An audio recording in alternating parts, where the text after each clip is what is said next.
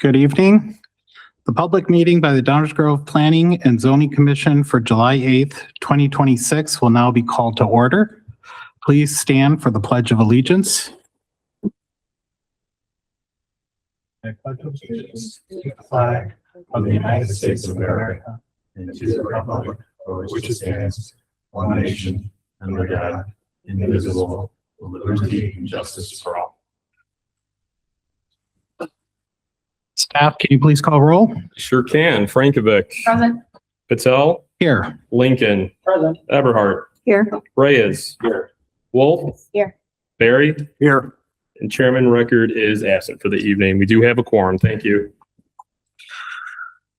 Okay, we have one housekeeping item. If everyone could please put their cell phones on silent, vibrate, or off for the duration of this meeting, that'd be appreciated.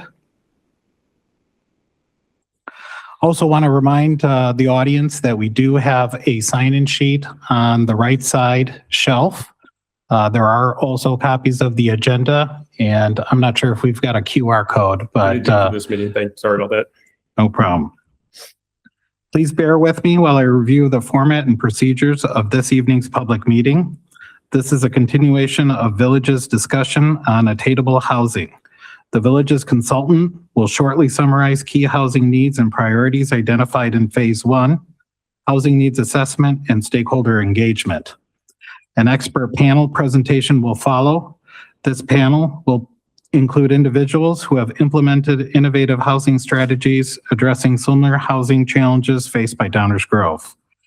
A facilitated discussion will allow for the Planning and Zoning Commission, which is the advisory group, and the public members to ask questions, evaluate potential strategies, and collaborate with experts to identify feasible approaches suited for local conditions.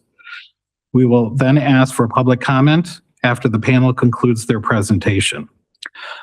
So staff, can we start the presentation? Good evening, everyone. My name is Flora Leon. I'm the senior planner with the Village of Downers Grove. As you all know, the Village's long-range plan includes conducting an attainable housing study. Earlier this year, the Metropolitan Mayor's Caucus provided key findings from their housing needs assessment. Tonight, the Metropolitan Mayor's Caucus will provide a summary of the findings, folding in some of the feedback that they received from the stakeholder engagement. After this, the expert panel discussion will follow. At this point, I'd like to turn it over to the Metropolitan Mayor's Caucus to get us started. Thank you. Thank you, Flora. Good evening. My name is Ben Schnelly. I'm the manager of Housing and Community Development Initiatives at the Metropolitan Mayor's Caucus. On our team, I'm joined by Nancy Furfer at the Mayor's Caucus, along with Robin Snyderman and Colin Goss of Brick Partners, our partners on this project. As Flora said, we'll briefly recap the process so far, some of the key findings, and then quickly move into the expert panel portion of tonight's discussion.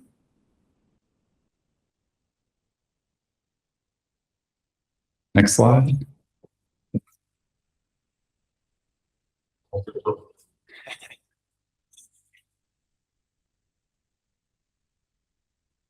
Is it on?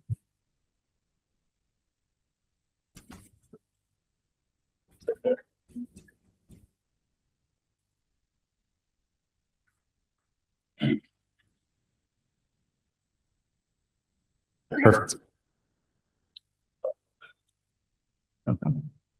So since we last saw the commission in our April 27th meeting, we've continued stakeholder engagement that consisted of a community survey, which received over 900 responses from a wide range of age groups and family types in the community. We also held 2 focus group meetings in mid-May, where we heard from around 20 stakeholders with a range of perspectives, including businesses in Downers Grove, both very large and very small, realtors and the real estate community, school districts, as well as faith-based and civic organizations. And tonight's expert panel is an opportunity for our team to hear presentations from communities about how they've responded to some of the similar challenges as we heard through stakeholder engagement, and even just as importantly, hear your feedback on those potential strategies. It's important to us that the potential strategies and policy recommendations in the final report, which is scheduled to be presented to the Village Council on August 18th, is tailored to Downers Grove, and we think that you're an excellent group to give us feedback on that process. Please tell us your honest thoughts on these strategies, what you think would be a good fit, what would not be a good fit, what might need to be tailored a little bit to be a good fit for Downers Grove. So that's the purpose of this evening's presentation. To give us some context, I'll briefly walk us through 4 key themes or 4 key findings from both data that we looked at in April and the community input that we've received since then. So the first key finding is that Downers Grove's seniors need more downsizing options in order to remain in the community over the long term. This is a very fast-growing portion of your community.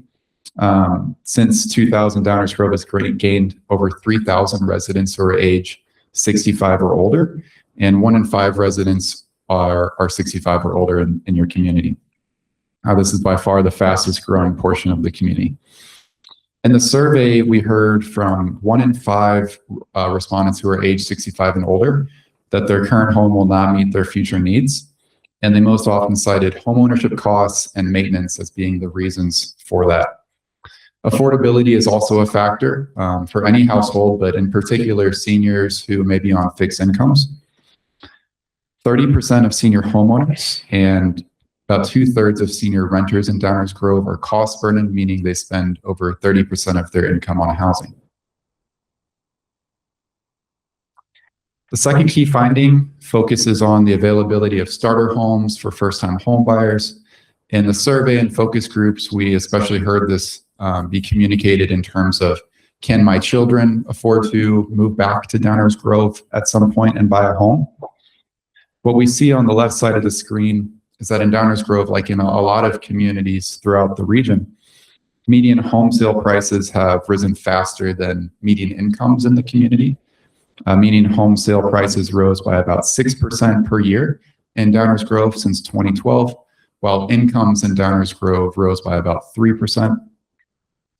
In focus groups and survey input, we heard many anecdotes about a decline in the availability of smaller homes. And we see that in data specifically about residential demolitions. Downers Grove has averaged about 42 residential demolitions per year since 2010. And as we'll see in a chart here in a few slides, starter homes were a top theme, if not the top theme, throughout the community survey input. Over 2/3 of survey respondents agreed that this is a need in the community. The third key finding focuses on people who live in Downers Grove and rent their homes and their ability to afford their current homes. About 1 in 5 renter households in Downers Grove, or just over 1,000 renter households, spend over half of their income on housing. Many trends that we are talking about tonight are very common in other communities. This is a bit of an outlier. And as we see on the other pieces of data on the screen, a lot of that is due to the very strong demand for rental options that's affecting the pricing of older rental options in the community. Excuse me.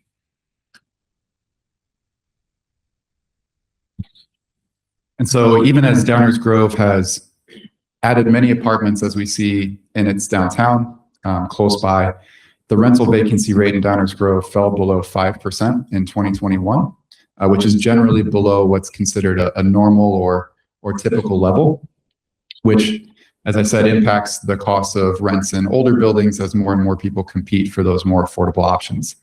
The median rents in buildings in Downers Grove that were built prior to 1980 have all risen by over 5% per year over the past decade.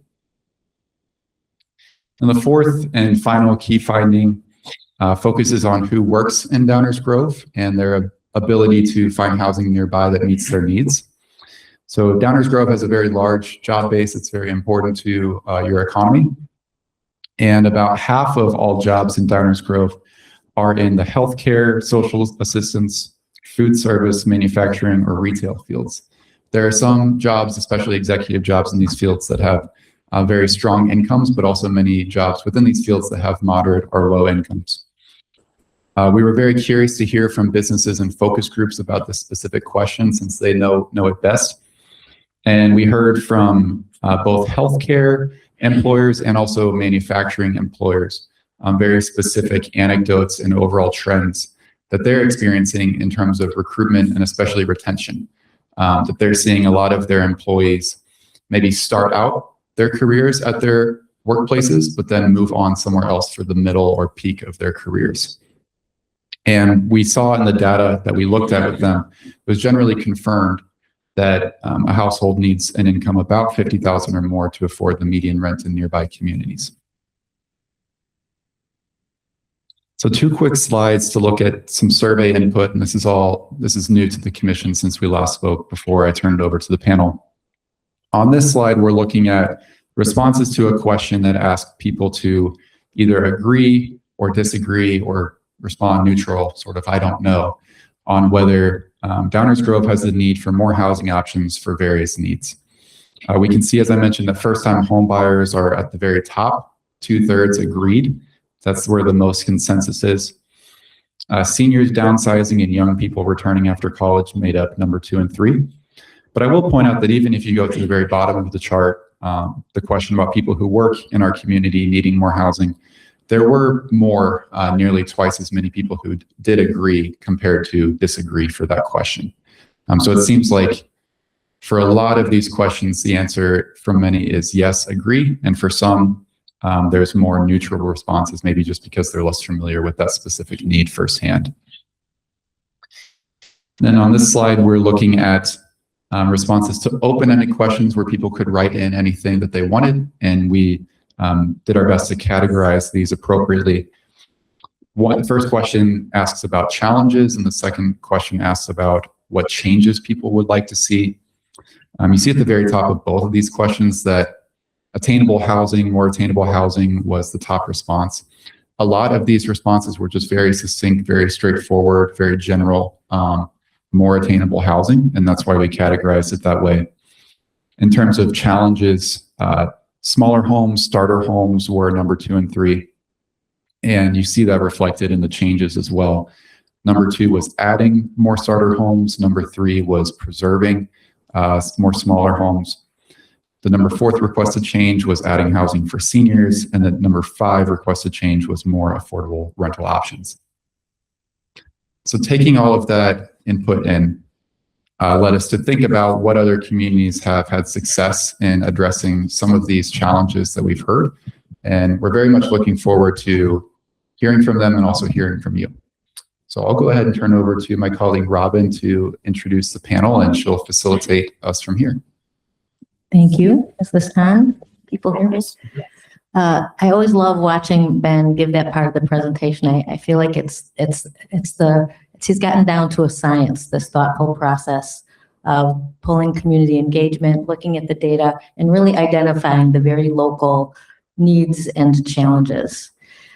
This, as Ben said, leads to the next part of the process, which I think is our favorite part of the process, because we get to try and identify communities and experts that have relevant and useful and even inspiring examples to share with you. So we really look forward to hearing what they have to say, hearing your feedback and your questions as well.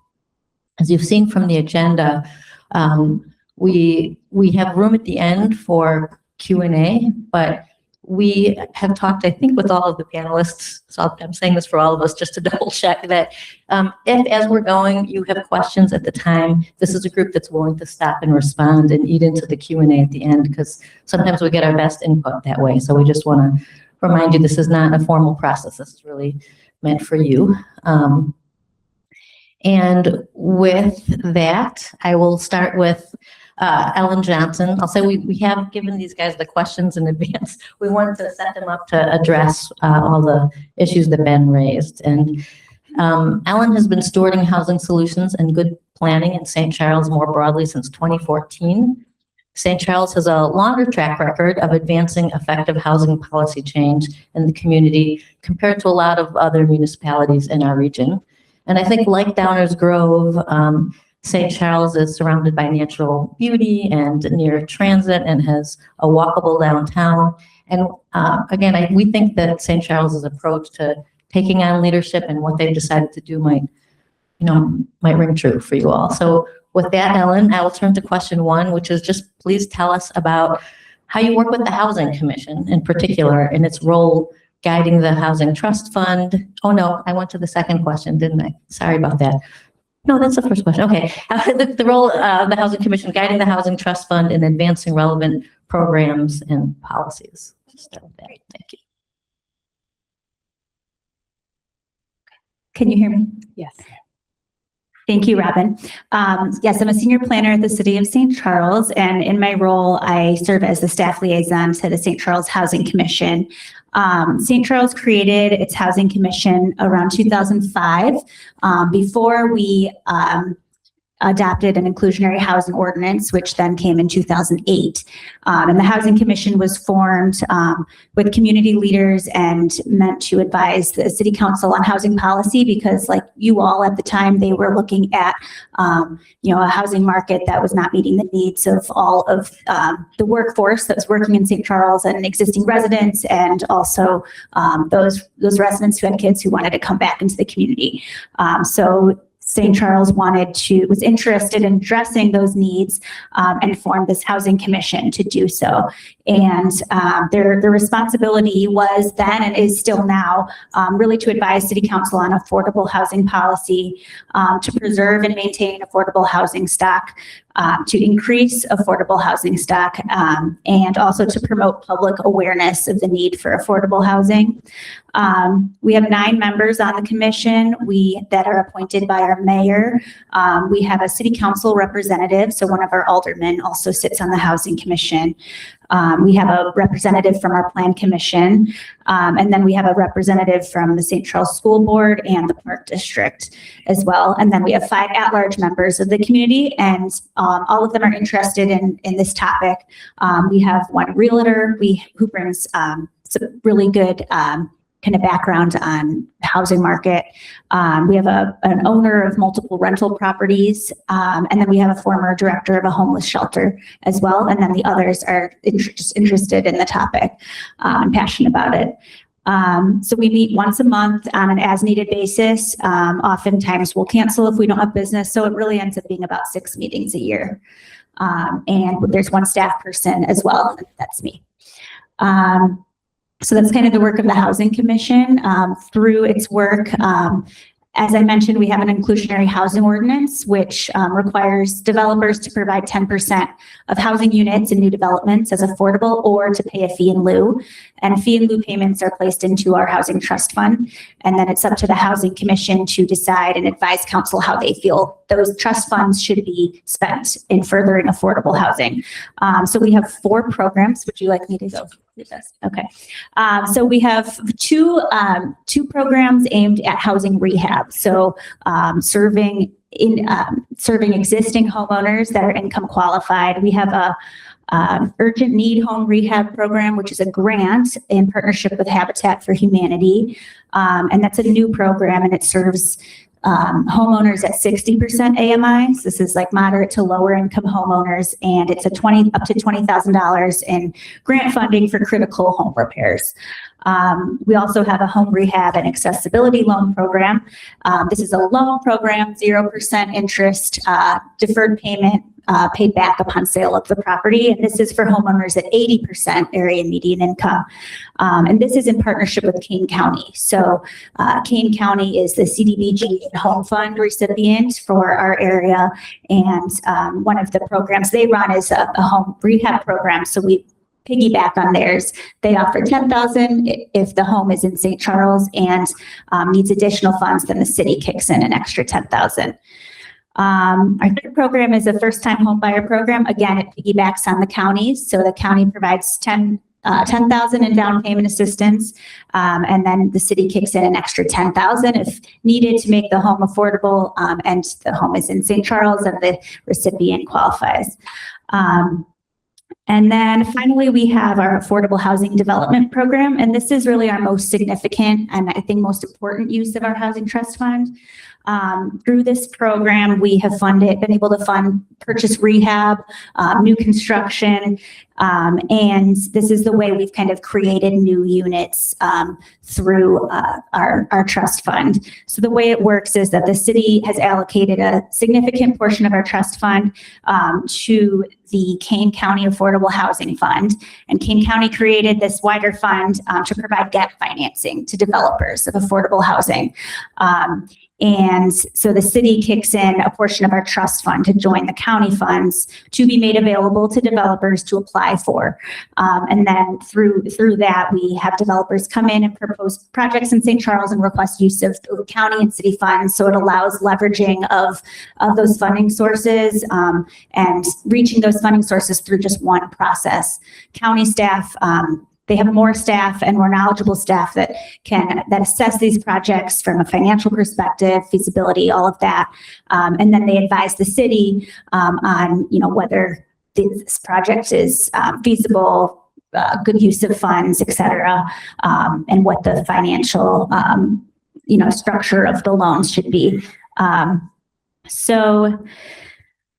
Through this, we've been able to approve a couple of significant projects. One was $1 million towards a new senior affordable housing project that we were really excited about, that unfortunately was relying on low-income housing tax credits that they did not receive. So that project didn't move forward, unfortunately. We also approved $500,000 from our trust fund for renovation of an old 1980s senior affordable community. Unfortunately, then that property went into foreclosure and the renovation hasn't happened. But our hope is that through that process, those that building gets into the hands of someone who's continuing to hold those as affordable units, and then maybe we're ready to fund a future renovation. So these are examples of developments that you've been jumpstarting or trying to jumpstart through the Housing Commission and the Housing Trust Fund. Is this a good time to ask about why you decided to pass an inclusionary housing ordinance? Some municipalities do that because it's a state requirement. If they're below, they have less than 10% affordable housing, but that's not the case with you all or Downers Grove. And we wondered if you could give a little bit of background on that and how it worked. In particular, we thought this community would be interested in hearing about it, Denise Place and Prairie Center. Yeah, so back in the early 2000s, St. Charles was experiencing rapid growth, especially residential growth. And at that time, there were discussions about the fact that a lot of people were being priced out of the market. And the thought was that the city should try to leverage kind of this rapid growth into incorporating attainable housing within the new housing that was being built. So the city hired a consultant to assist with housing policy, and kind of the direction was to create an inclusionary housing ordinance as the way to require new developments to incorporate affordable units. And over the years, we've had we do offer the option of paying a fee in lieu, which I talked about, and most developers have chosen to pay the fee in lieu, which then results in the balance of our trust fund. In recent years, our city council has been much more vocal in pushing back to developers to say, no, we're not going to accept the fee in lieu. We want affordable units because when we receive those fee in lieu payments, they go into the trust fund, then we have to spend that money. And it's, the city's not a developer. We try to fund development projects, but it takes a developer coming in wanting to do those projects. So our preference would be to put that on the market rate developers to say, no, you need to figure out how to incorporate affordable units in your project. And one project where this was successful was Prairie Center. It's a 27-acre redevelopment site of a former mall. The mall had been demolished in the early 2000s and sat vacant for a while. And ultimately, a project was approved in 2017 called Prairie Center, and it's a mixed-use project, 670 residential units, some mixed-use buildings, and then some commercial outlets along State Route 38.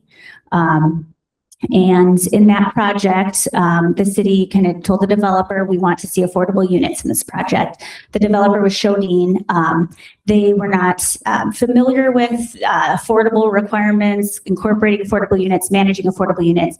Also at that time, there was a push for more senior affordable housing. So everyone decided to support an idea where the developer, Shodine, would carve out a section of the property and give it to an affordable housing developer. And so that's what we did. That Shodine partnered with GC Housing Development, which is an affordable housing developer, primarily senior housing. And they built Anthony Place, which is a 75-unit senior affordable building. It's 4 stories. And it's in Prairie Center. It's kind of on the one end of it. It fits within the rest of the development. It's all interconnected. But so Anthony Place was Prairie Center satisfying our inclusionary housing ordinance. It did require a variance from our housing commission because our inclusionary housing ordinance does require that affordable units be dispersed evenly among market rate. And in this case, since it was going to be this separate community, senior community, the variance was granted to allow all of Prairie Center's units to be in one building. And there was a lot of excitement around that because that is the only project that has successfully incorporated affordable units. And we have a few in the pipeline that we're hoping can do the same.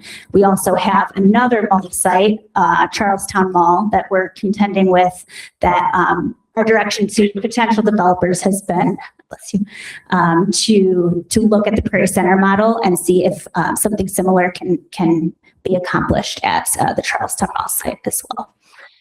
Can you say a little bit more about how Anthony's Place is going now? Because it's been up and running quite a while, right? Yes, it opened, I believe, in 2019, and it has a 200-person plus waiting list. It was leased up very quickly. It looks like a market rate building from the outside. It meets all of our design standards that we have for multifamily buildings. It's an attractive project. The community is proud of, and we'd love more of that type because, as you know, the long wait list can attest to, the demand far exceeds the supply. Thank you, Ellen. Do you have any questions for Ellen before we move on to? I have one question.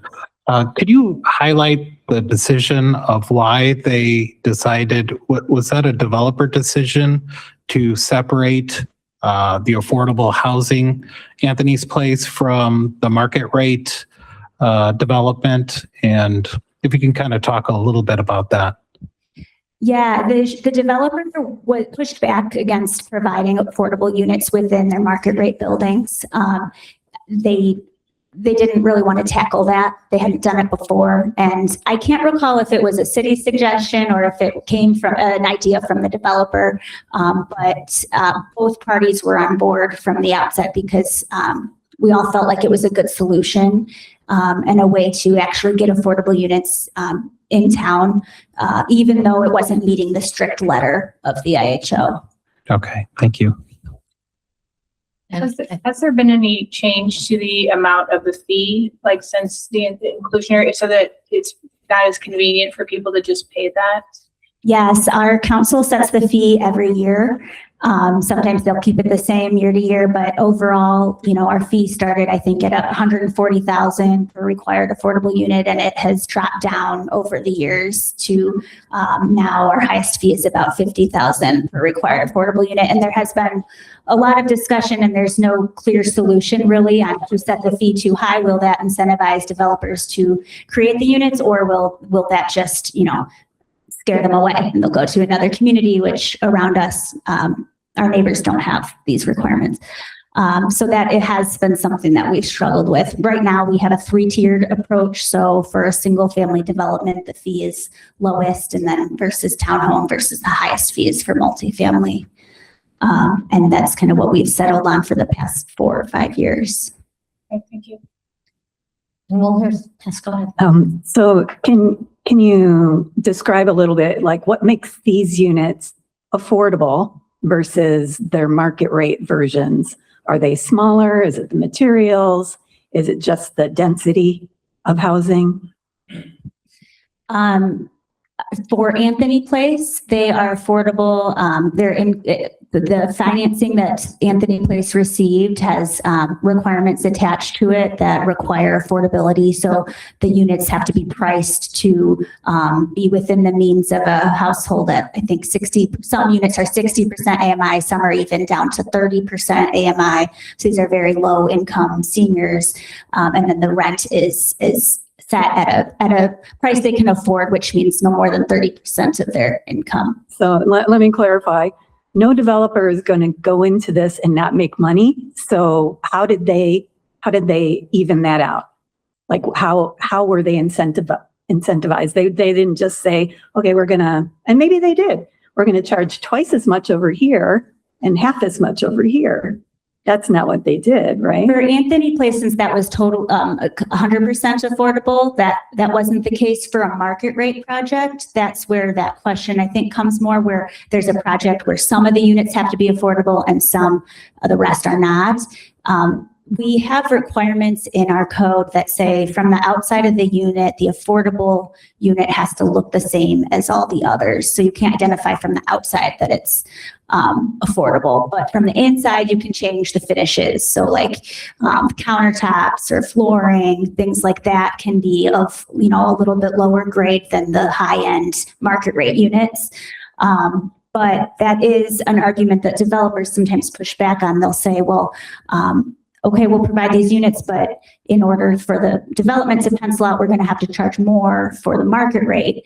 And that is, then we offer things like, okay, we have our housing trust fund to help offset the cost. And then we, have the county also speak to them to see if they can access county funds. And there's some other state programs too, like tax abatement, things like that. But yes, it is a struggle. And a lot of developers don't have much experience. Market rate developers don't have much experience in trying to accommodate these affordable units. So it's a learning exercise for them as well. Okay, thanks. And it's a good question that we can carry forward to some of our other speakers as well. So I'm going to thank Helen, and we'll put you back on the mic during Q&A time. But I think we said all at the beginning that we're starting with two communities that have experiences that we think will resonate. And then we're bringing in Richard Kennick, who's a developer who could specifically tell you more about how there are, developers with an expertise in this field that know how to leverage dollars from the outside. So as to work, most effectively and efficiently with the community. And I know the architect on our panel here too also has some insights on how to make it all look good, be good, and work well with you all. So I hope you'll ask these questions of everybody else as well. So we're grateful for everybody here to, come to Downers Grove to share this with you. We're particularly grateful to Nora tonight, although she's not here in person, because we actually brought Nora out of retirement for this panel. She's been, after close to 3 decades in Arlington Heights, she came to share tonight lessons learned from her long career as a planner, housing and community development champion in Arlington Heights, but I'll also say region-wide. I think because Arlington Heights was an early pioneer in the space, she shared with groups like the Mayor's Caucus and CMAP and the Metropolitan Planning Council many of her lessons learned courageously. So her story has some similarities to St. Charles, but also a lot of differences. And we'll similarly ask Nora, acknowledging that the commission there predated St. Charles, to just tell us more about its history, how you managed it, staff, its key accomplishments, and also what sort of developments the commission has supported, and how the village worked with neighboring communities and local community-based organizations to get it all done. Can you hear me okay, Nora? I can. Can you hear me? Yes, now we hear you. Great. And thank you for that introduction, Robin. And I'm happy to be here. And good evening, everyone. As Robin said, I was with the Village of Arlington Heights. It was 30 years and I retired last October. And I was happy to have my memory jogged after just this 9 months and come back and share what I was able to. The village manager graciously gave me the okay to come and speak about my experience with the Village of Arlington Heights. As I talk, I know technically since I'm retired, I should be referring to the Village of Arlington Heights as they did this and they are doing that. I would probably say we because it's just a hard habit to break. So apologize for that in advance. So the Housing Commission in Arlington Heights was started actually in the 1970s, which was even before my time. And it began as a result of a proposal that was made for a multifamily project in Arlington Heights. And it was proposed for the middle of a single family home area. So the project was denied based on the single family zoning. It was quite controversial. The project was eventually built, but in a more appropriate location. But through all that process and discussions, the Village of Arlington Heights decided to take a number of steps, one of which was to create the Housing Commission. The goal of the Housing Commission is to provide a diversity of housing options for all of the residents of Arlington Heights, but especially for low and moderate income people, and to both preserve and create additional housing for low and moderate income people. So the commission is comprised of 7 members from the community. They typically have they're appointed by the mayor and then ratified by the Village Board of Trustees. They typically come from housing related professions, mortgage bankers, apartment management, other kinds of banking, legal profession, and some community organizations to ensure that some populations with particular needs are also considered in the discussion, children, seniors, that sort of thing. The mayors generally also try to appoint members to the Housing Commission from different areas of town because the housing markets vary somewhat even within Arlington Heights, and also tries to have a balance of men and women and owners and renters, just to get as broad a discussion with good professional information as possible. The Housing Commission meets once a month. Kind of the big topics are when inclusionary housing developments are proposed and they are reviewed by the Housing Commission for compliance with the village's inclusionary housing ordinance. But the Village of Arlington Heights also is a community development block grant entitlement community from the Department of Housing and Urban Development. So there are community development block grant funds that are allocated toward different kinds of housing programs, including single family rehab programs, as Ellen was describing. They also have in St. Charles. There was a first time homebuyer program for 10 years from about 1996 to 2006 of down payment and closing cost assistance.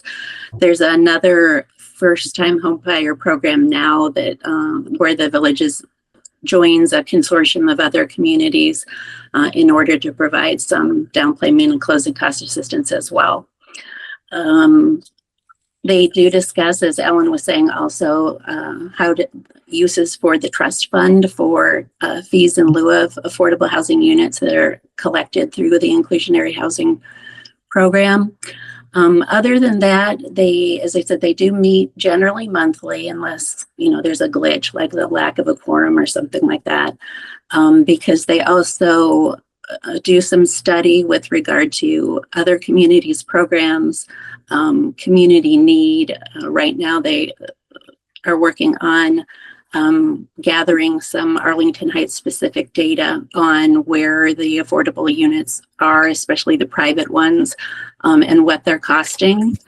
And then they also work on community education, providing information to the community about what affordable housing is, what the programs are, and things like fair housing. So that keeps them busy year round. Some of the programs that have worked particularly well are programs that the Housing Commission or the village have joined forces with their adjacent communities and worked with nonprofits. The Northwest Housing Partnership in the Northwest suburbs is a great resource for that. One of the programs that was developed in partnership with the Northwest Housing Partnership was a handyman program, which is particularly nice because there is not an income eligibility requirement for that program. There's a sliding scale where homeowners pay a portion or the full cost of the handyman repairs depending on their income, but there's no income limit that excludes people. And that program provides for those higher income homeowners that pay the full freight for the handyman services, they at least have the confidence that they're being put in touch with a handyman that's been vetted and they won't be taken advantage of. So that's a nice one because a lot of times the programs are limited by income levels of the participants, and that one is not. That I don't think that program would have occurred if the number of communities weren't working together. It was possible to raise funds to initiate that program it was 5 communities working together and working with nonprofits, that provides, an economy of scale, the expertise that the nonprofit has, just more efficiency, and a benefit also is then it provides support to the nonprofit in their operation. So that has gone very well. Thank you, Nora. You talked about how in the Housing Commission in recent years, there's been a lot of discussion about the new inclusionary zoning proposals, the proposed developments. So I wonder if you could go back a moment, because I know you had quite a few affordable developments prior to that, and just remind us why you got that passed in 2020. What happened before, what happened after, and maybe say more about Ellen's point that there's always concern about developers being discouraged to come to a community that has inclusionary housing, and it doesn't sound like that's been the case in Arlington Heights. I wondered if you could say a little bit more about how that works for you. Sure. Arlington Heights first started entering into the inclusionary housing sort of concept it would have been 2004, 2005. In that area, and that was sort of at a time when a lot of communities in the states were looking at that kind of model. So we were Arlington Heights was sort of developing its inclusionary housing position and policies simultaneously. I would say while the state was looking at and passing the Illinois Affordable Housing and Appeals Act. So it was kind of happening hand in hand at that point. I think it started with the Timber Court development in Arlington Heights, and they were seeking a number of variances at that time. And the Housing Commission and the community in general saw affordable housing needs and thought that would be an opportunity to see if we could get some affordable units, which we did, 14 out of the 72. And I think Timber Court opened in about 2008. So then Arlington has had what is sometimes referred to as a voluntary inclusionary housing program from about that time, 2005 to 2020. And during that period, when a new multifamily development was proposed, we would make an effort to either get affordable units into the development or would request a donation from the developer. I say it's voluntary, but when they needed things from the village, that was, to be honest, leverage to, see if some things that the community was looking for could be accomplished at the same time. So it was a negotiation between the developers and the village, as I said, for about 15 years. And then in 2020, it was decided that, since we had that experience with that voluntary period, that it was time to approve an ordinance, which would spell out what the requirements were. Our thought was that this would give notice and predictability to the developers as far as what the requirements were, so that they could plan for that and work that into their projects from the outset, rather than negotiating the inclusion of that completely from square one with each development. Thank you. I forgot that history. So you formalized it in 2020 after. Right. Uh-huh. And is there more you can share about how, what the requirements are? Does everybody who come in have to comply, and what the set-asides are? Sure. I'm sorry, Ben, I was supposed to be giving you direction on the slides. Do you want to back up a couple? And if you don't mind, Robin, I'll go back a little bit. So the first development was that Timber Court one that I mentioned, with the 14 affordable housing units. And then during this negotiated period, some other developments occurred, including the Parkview Apartments, which was actually a low-income housing tax credit project. So 41 of the 45 units in that building are affordable. We have kind of two different kinds of projects. Some that are mostly publicly funded, like Parkview, through low-income housing tax credit or supportive housing programs through IDA. And then there are the privately developed buildings where the village sought to get units incorporated and dispersed within the development. So the residences of Peyton Place, although it was finalized in 2021, the most of the approvals were being discussed and occurred before then. There are 9 affordable units in that building, and a fee in lieu total of $100,000 was paid for 4 units. And then on 4 North Hickory, which was exclusively a fee in lieu payment of $275,000. So on the next slide, Ben.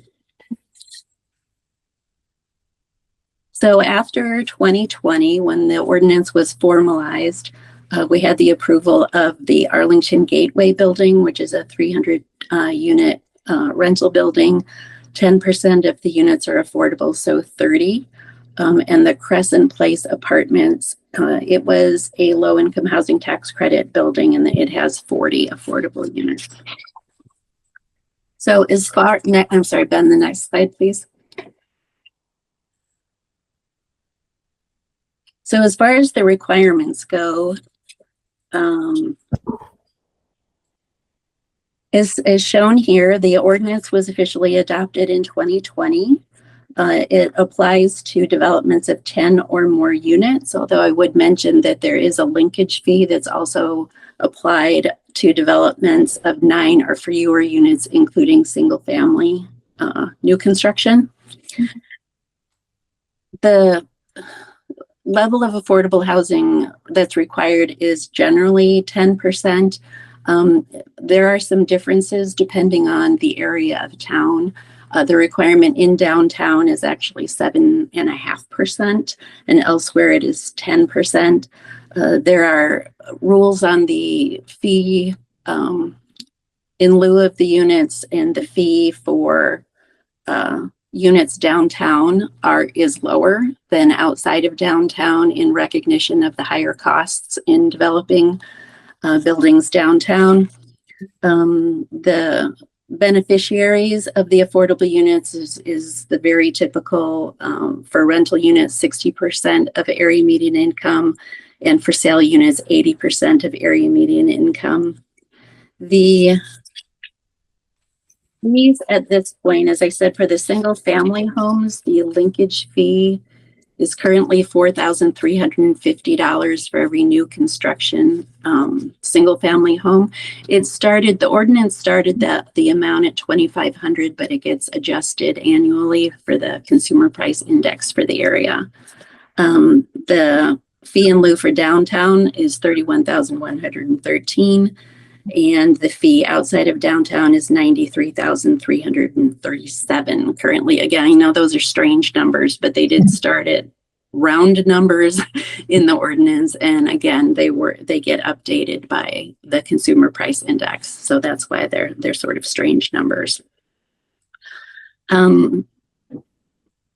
When Arlington Heights developed its program or suggested percentage affordable housing and the fee initially, we didn't have any experience with it yet. So we looked to other communities at the time, and maybe it's even still the case.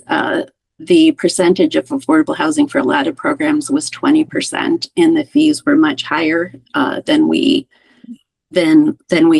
Arlington Heights has now. During that negotiating period of the 15 years, we found that, they found that those numbers weren't attained. In most cases, the 20% of units wasn't attained. The full fee amount wasn't attained because the projects couldn't proceed with the requirements at those levels. And so when Arlington Heights wrote its inclusionary housing ordinance, it wrote the percentage of units and the fees to be reflective of what was actually obtainable from the developers, certainly with a little bump, because you want to be optimistic and hopeful that you can do the best you can.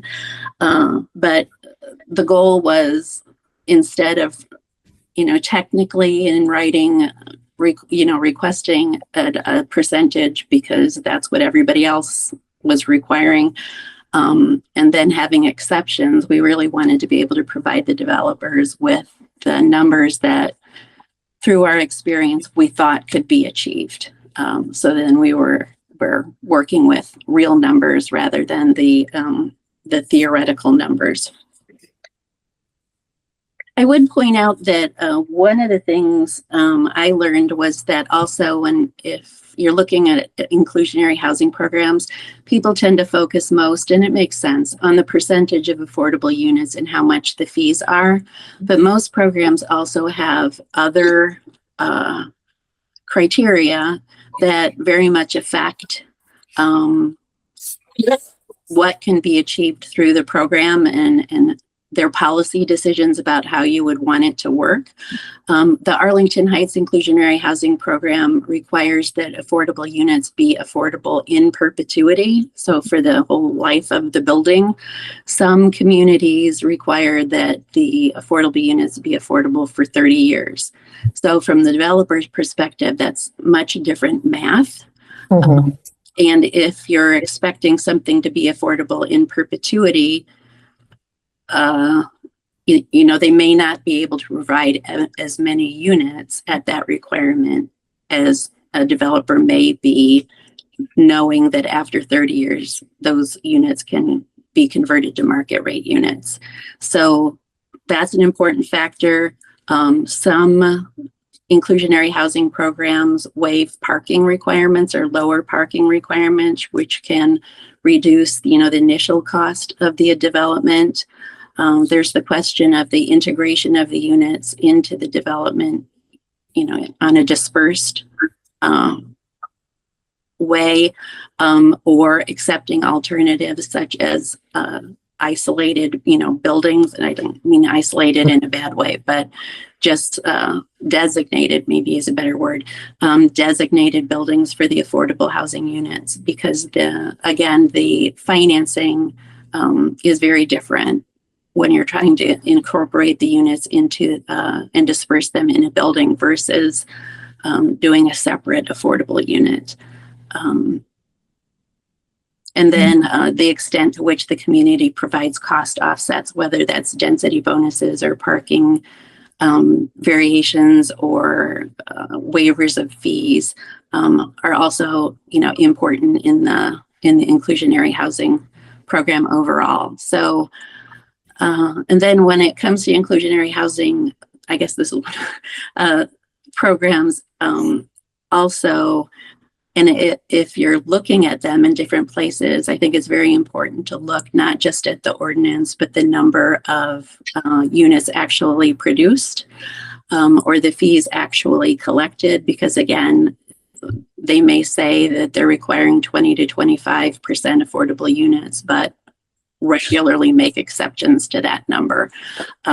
So that's something important to look at. So I don't know that I was asked to, but I wanted to mention that there tends to be just a lot of focus on the percentage of affordable units and the amount of the fees, but there are these very important factors as well in the programs. Oh, and I think that hits exactly on the question that you asked earlier about how you get back, how it balances out for the developer who's seeking a profit, these cost offsets, the density and other issues. So Nora, thank you so much. I hope you'll stay on for the Q&A. I want to make sure we have a chance to hear from the developer and the architect on the panel, and turn this over now to Richard Koenig, who I'll let him describe his organization to you. I'll just say that a lot of people, when they first hear what Richard does, they assume it's the impossible, because it's about providing housing, beautiful, affordable housing to people with limited means and many of the most expensive North Shore communities and region wide. And I'm glad you're going to get to see pictures to prove that it is indeed possible. So turn it over to you. Hi, good evening, everyone. Again, Richard Koenig. I'm the Executive Director of Housing Opportunity Development Corporation. HODC is a 501c3 nonprofit organization that develops and manages affordable housing throughout the suburbs. The organization itself has been around for about 40 years. So far, we've completed 35 developments in 18 different suburban communities and with over 800 units. So about $250 million in affordable housing development that we've done so far. The types of developments that we've done include a wide range of different types of deals, from a single house to 100 units and everything in between. We've done rehab of buildings, new construction of buildings, but just a wide variety of types of housing. And because we're in so many different suburban communities, we really try to make sure that we fit in with the fabric of those communities. We're doing standalone properties. So we've talked about sort of mixing properties through inclusionary housing, but what we're doing is really standalone properties and financing them ourselves, operating them, running them, keeping them affordable. The goal is that the minimum requirement is at least 30 years, but our goal is in perpetuity, because there's such a huge need for housing for people who have lower incomes, people typically making less than $40,000 a year, people making somewhere between that $10, $12, $15 to $20 an hour range. Folks that work in our communities, think about where they live. Can they live in the communities where they work, where they spend their time, where their resources are, where they raise their families? But the goal is to serve a wide variety of types of populations who would qualify to live in our units. About a third of our population is families who work in some of those suburban communities. About a third of the folks who live with us are seniors who grew up in those areas, raised their family in those areas, but didn't want to downsize to smaller units. They can be house rich but cash poor, so wanted other options in those communities. And what I would call a growing third is people with disabilities, a range of types of disabilities that they have needs. They want to be near those support networks, but we're able to provide linkages with social service agencies to make sure they continue to live independent. So with that sort of background about how we're doing the types of developments, I often say in presentations like this, now picture in your mind what an affordable housing project looks like. Most people anticipate it's going to look like what? Green, public housing, ugly, don't want it in our community. Let me show you some pictures here if Ben can flip through. These are examples of some of the properties that we've actually developed, are owning and operating, have been operating for a number of years, that we would hope, God, I hope you would be proud and interested to have in your community. They're projects that are professionally designed and developed and constructed and built with quality materials, quality finishes that will stand the test of time, that fit the neighborhood that we're building them in. This is an example just coincidentally in Arlington Heights, in Nora's former community. Can you slide, go ahead one more, please. This is a property that we built in Glenview. It's a 13-unit development of the townhome style that provides a mix of 1, 2, and 3 bedroom apartments that are occupied by households that have a disabled family member. Next slide, please. This is Zionwoods in Deerfield, Illinois. It's the first affordable family housing that was done in Deerfield. It is a local church donated 10 acres of land to us. They wanted to continue the church's mission. They weren't using the ball fields behind the church. They gave us 10 acres and the village allowed us to build 25 affordable units. All we had to do to make this project work was move the river. And it took us 11 years. Other than that, it was a great project. But hopefully this would show this is a 2-story townhome style walk-up building. Hopefully it's a type of design that it would fit in a community. We have gardens for people to grow vegetables, play lot. It's on a large space. We have a lot of space available, open space, but really provides that asset for the community. And then one more slide. This is Taylor Place, located up in McHenry County. This was completed about a year ago. It's a 50-unit family development that we completed in partnership with another developer. It's all the units are affordable, mix of 1 and 2 bedroom apartments that provide took a former industrial site that was converted, and the industrial buildings were torn down right in the heart of downtown to create this affordable housing development that serves a mix of families. Is there one more? No more.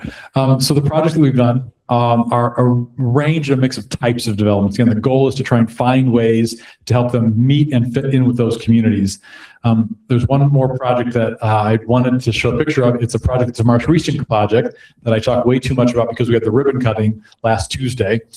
It is a 48-unit development that is in the village of Northbrook. Northbrook, which had worked for years, we tried to help work on a development in town. They passed an inclusionary housing ordinance in about 2021 or so that really was modeled on the ordinance that was done by Arlington Heights and done by Highland Park and other similar communities. Northbrook decided to pass that ordinance because they wanted to have a way to include affordable units in their town. Market rate developer came in, wanted to build about 300 units, and the developer said, I don't know how to do that. Heard the story before. So they partnered with us, and the agreement was they would carve off a portion of the site, and we would do a separate standalone development, starting to sound familiar, where they would do market rate units, and we would include some affordable housing with our 100% affordable within our own development. That led to lots of discussion, lots of issues with how do you make that work? How is it inclusionary? How does it fit in with the fabric of that community? But it really find ways to make those work and to meet those ordinances, meet those requirements. Thank you, Richard. You did a great job catching us up for time, showing us great pictures, addressing some of the things you heard. I think I just have one question, kind of merging what we talked about in advance. You know, Ben described some of the trends in Downers Grove and how in our region, they're not atypical, you know, helping seniors downsize, you know, helping families who have adult kids with special needs, find permanent housing for them, you know, young families, young professionals. It would be helpful to hear from a developer's perspective what you look for in a community and, you know, at the start, but also in terms of policy in order to address these common needs. As you can imagine, developers, all we want is certainty. Doesn't sound too much to ask for, right? We want to know what the rules are as we come into town. We want to know what are the rules, what are the requirements to put the developments together, to move the projects forward. From whether it has to include some units, we've worked with communities where the inclusionary ordinance is voluntary versus mandatory. Very different results. Very different results. We want to know that what are the requirements, what are the offsets, what types of things can we do? Can we do smaller units that are affordable? What are the requirements that we have to go through? What are the hoops that we have to jump through? Are there additional requirements because we want it to be all affordable versus a market rate development? Are the rules that we're playing by all the same? By establishing what that looks like, it makes a huge difference for encouraging developers. Some developers, just because they don't know how to include affordable units within their overall development, doesn't mean you shouldn't ask for it. If the community decides that's what you want, developers will find a way, and sort of finding what that right balance is, what that right mix of. Again, Nora said that what the percentages are of how many units are affordable does matter at some point, but once they're set and you sort of know what they are, it's a huge benefit to know what those look like. But what we're really trying to figure out is how do we meet those rules, how do we meet those requirements to help meet that village's mission, what their goals are, and we then have to, as developers, adapt to find what those rules are, what the ways are to make those developments happen. That's what our goal is, from the design, how it's put on a site, the design of the building, how dense it is, how many stories it is, what the materials are that we finish it with, the landscaping that we do, what all those things look like. As long as we know what that path looks like, we can find a way to help meet those requirements to get it on track to be able to create a development that a community would be proud of. And I think the more options you have for doing housing that meets a range of needs, the better for the community. It can't all be based on one solution. I can come to town, do a deal, then what? What does community do next? Great, you've got maybe that one development. Those 18 communities that we're in are proud to have the developments that we have. But what else is happening around all of that to achieve a much larger mission than I can ever be a part of a solution to? Thank you, Richard. Anyone have questions? Yes, I have a question. Just the examples that you show, how many beds and baths are average on each home? So each of the developments is a little bit different. Let's just fill, this is 1 and 2 bedrooms, 1 bath each. Rents are about $800 a month on average. This next one actually places a mix of 1, 2, and 3 bedrooms. The 1s are about 6, the 2s are about 8, the 3s are about $1,000 a month. This next one, Zion Woods, has a mix of 1, 2, and 3 bedrooms again, with that same sort of income range spread throughout the development. And the last one, Taylor Place, is primarily 1 and 2 bedrooms, sort of all spaced throughout. All of these developments are all affordable again, so they're all for houses below 60% of AMI, but really the goal is to provide a mix of opportunities for folks. I'm glad you went back to that slide because what is the picture in the lower left? It does not look like it belongs. So that was a mill that was the home of TaylorMade Golf. And we saved the old historic building. That was the mill. The river flew underneath, and we made that the community building. Oh, So that's okay, the community space where gotcha. the management office is, as well as the community room for, and the top of the list was inside that community Okay. space. So to say that Nice. the history, we saved that building. It does look Nice. kind of weird, but it's on the main street coming through, and people were familiar with that building and wanting to preserve that Yeah. history. Okay, thank you. Thank you, Richard. So Richard talked about images of affordable housing. You know, we called this an attainable housing study. We've talked about senior housing, workforce housing. A newer term that many people have been talking about that seems wildly popular in some places and a complete mystery in others is middle housing or missing middle. And Dylan Rumsey is joining us from the firm that actually coined that term, we learned. So we just would like you to tell us a little bit about more it is and why communities are interested in this, and then feel free for the sake of time just to flow into, best practices and how communities can tailor things moving forward. Well, thank you all for having me. Can you hear me okay? Perfect. Well, I'm Dylan. I'm a designer with Opticos Design. Opticos is a group of architects and urban planners located in Berkeley, California, but we have a small and growing office located here in Chicago. I've been working with them for about 4 years now. Our work is primarily focused on delivering or helping communities deliver missing middle housing, as well as walkable communities and zoning reform strategies. Ben, do you want me to? Yeah, that might just be easier. Thanks.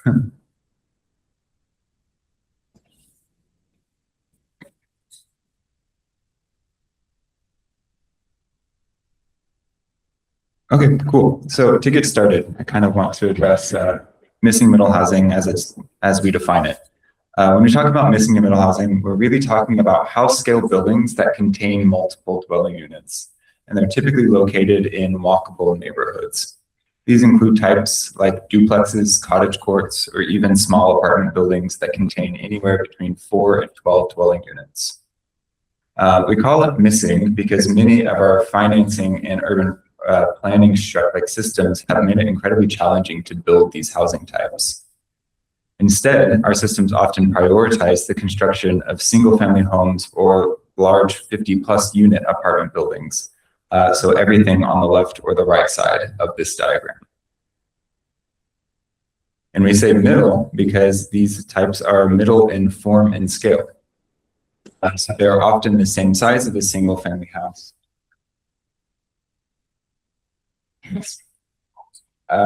Sure. Yeah, that might be a little bit of a challenge to do. But yes, okay. Similar in size to a single family house, but not maybe even a little bigger, but not quite as large as a 50-foot or a 50+ unit residential complex, meaning they can often fit on typical residential infill lots. So you're probably going to hear me say it a number of times, but house scale means it has a similar width and depth and height as something you might find for a single family house. We really emphasize this because we want to say that it's not just about increasing the number of units or the density of your neighborhoods. It's really about like respecting the existing building form and creating cohesive and attractive and just neighborhoods that people want to live in. There are some characteristics to missing middle housing that we really like to emphasize and prioritize in our design and our zoning efforts.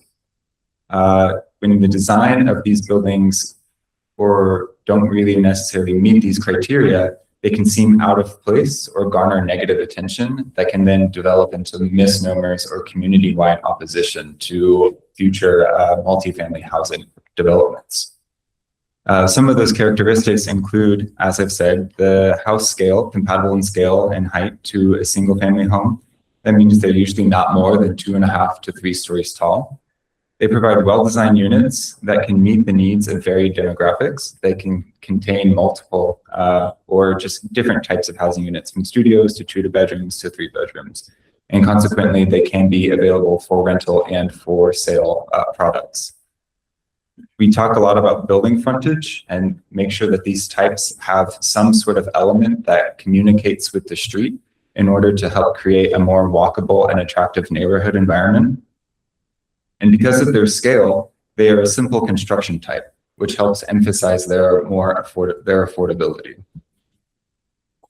And more on that piece, we say middle secondarily, but really it's kind of on par with the first point I just made, is that they are attainable to more middle income households.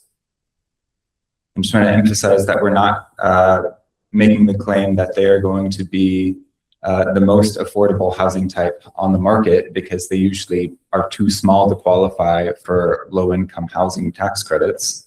But they will most likely be a little bit more attainable than a for sale single family house. Because it's all about sharing the land value. Missing middle housing can fit because they are house scale on typical residential infill lots, so that the cost of the land and construction itself is then dispersed amongst more than one household.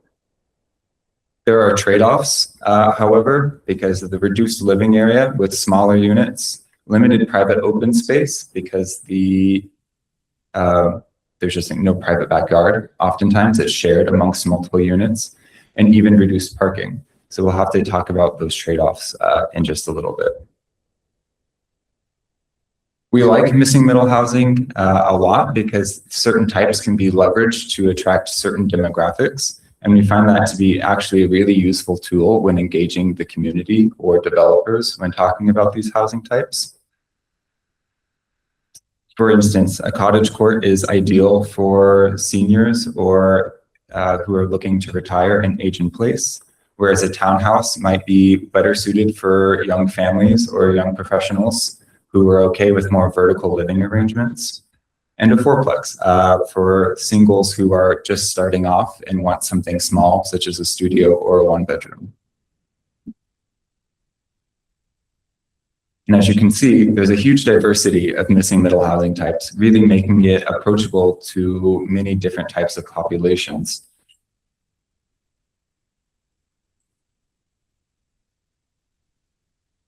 Kind of going back to some of those trade-offs that I was just talking about with the smaller unit sizes, the reduced private open space, the reduced parking, there are some best practices in terms of where to prioritize missing middle housing that we think pay off in the long run. And that is usually trying to emphasize their development in walkable neighborhoods. What is a walkable neighborhood?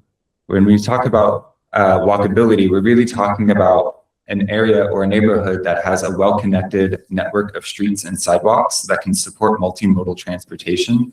They're within a quarter or a half mile of a mix of uses, so that there are opportunities to dine, to shop, and even work within walking distance, just to reduce overall interdependence on vehicles.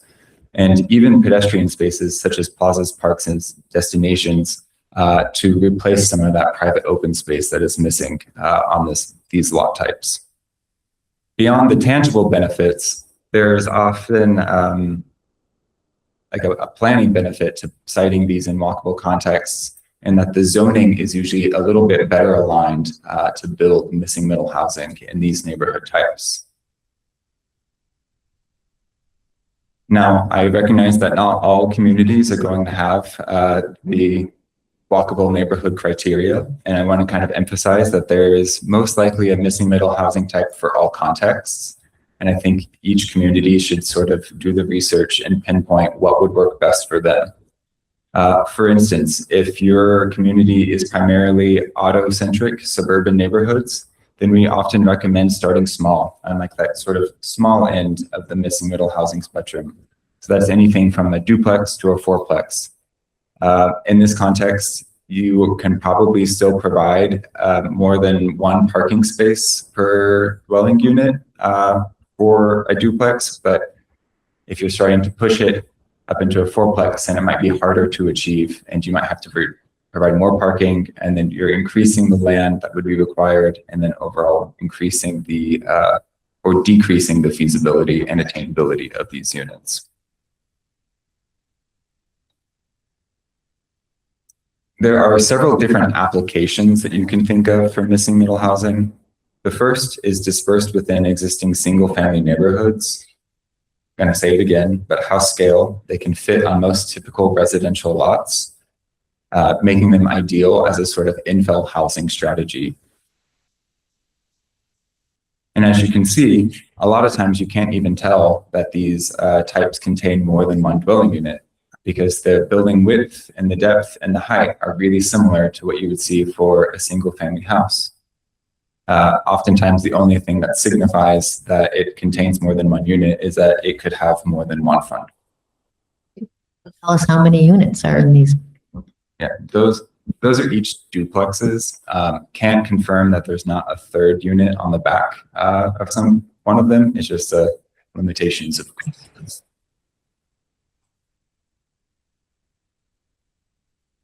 Beyond the infill strategy, we like to think of missing middle housing types as effective transition tools from mixed-use corridors into less intense single-family neighborhoods. And this is where we really like to emphasize sort of medium missing middle housing types, anything between 6 to 10 to 12 units. This is sort of starting to push the limit on what we would refer to as house scale. Like, so the footprint's getting a little bit bigger, but it's still kind of contained within that 2.5 story and can still have the general appearance of just a typical house. 6 units? Yeah, so I believe the bottom left, I believe, is a fourplex. I think the top left might be a sixplex, and then I think the large image is just 4. And I think that's actually a conversion from an existing single-family house. Oh, and those are located in Oak Park, top left, LaGrange, bottom left, and then the big one is West Dundee. So those are all local examples. And then finally, there are certainly missing middle housing types that begin to exceed that house scale definition. And we like to think of those as effective tools or effective housing strategies for your underutilized corridors where commercial opportunities might be underserved. And then those can be partnered with those median housing types to effectively transition back into your neighborhoods as well.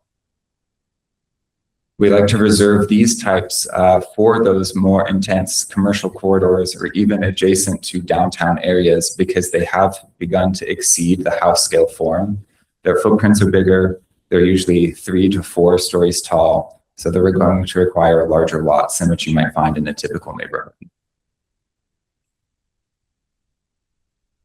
So that all sounds fine and dandy, but there are many barriers to missing middle housing, and they go far and wide. The first one, and the one that we talk about most at Opticos, are zoning barriers. And many of our zoning standards, even something as simple as your side setbacks, can prohibit or limit missing middle housing potential. We often say that they're not easily classifiable by industry standards, and we can get into this a little bit more in just a second. financing and perceived cost of inefficiencies. It's really hard to strategize how to make these projects pencil. Building code, cost implications. Multi-unit buildings have more stringent fire requirements that can really make or break the effectiveness of one of these projects. And then, of course, community or neighborhood opposition, which is usually rooted with some misnomers related to multifamily housing.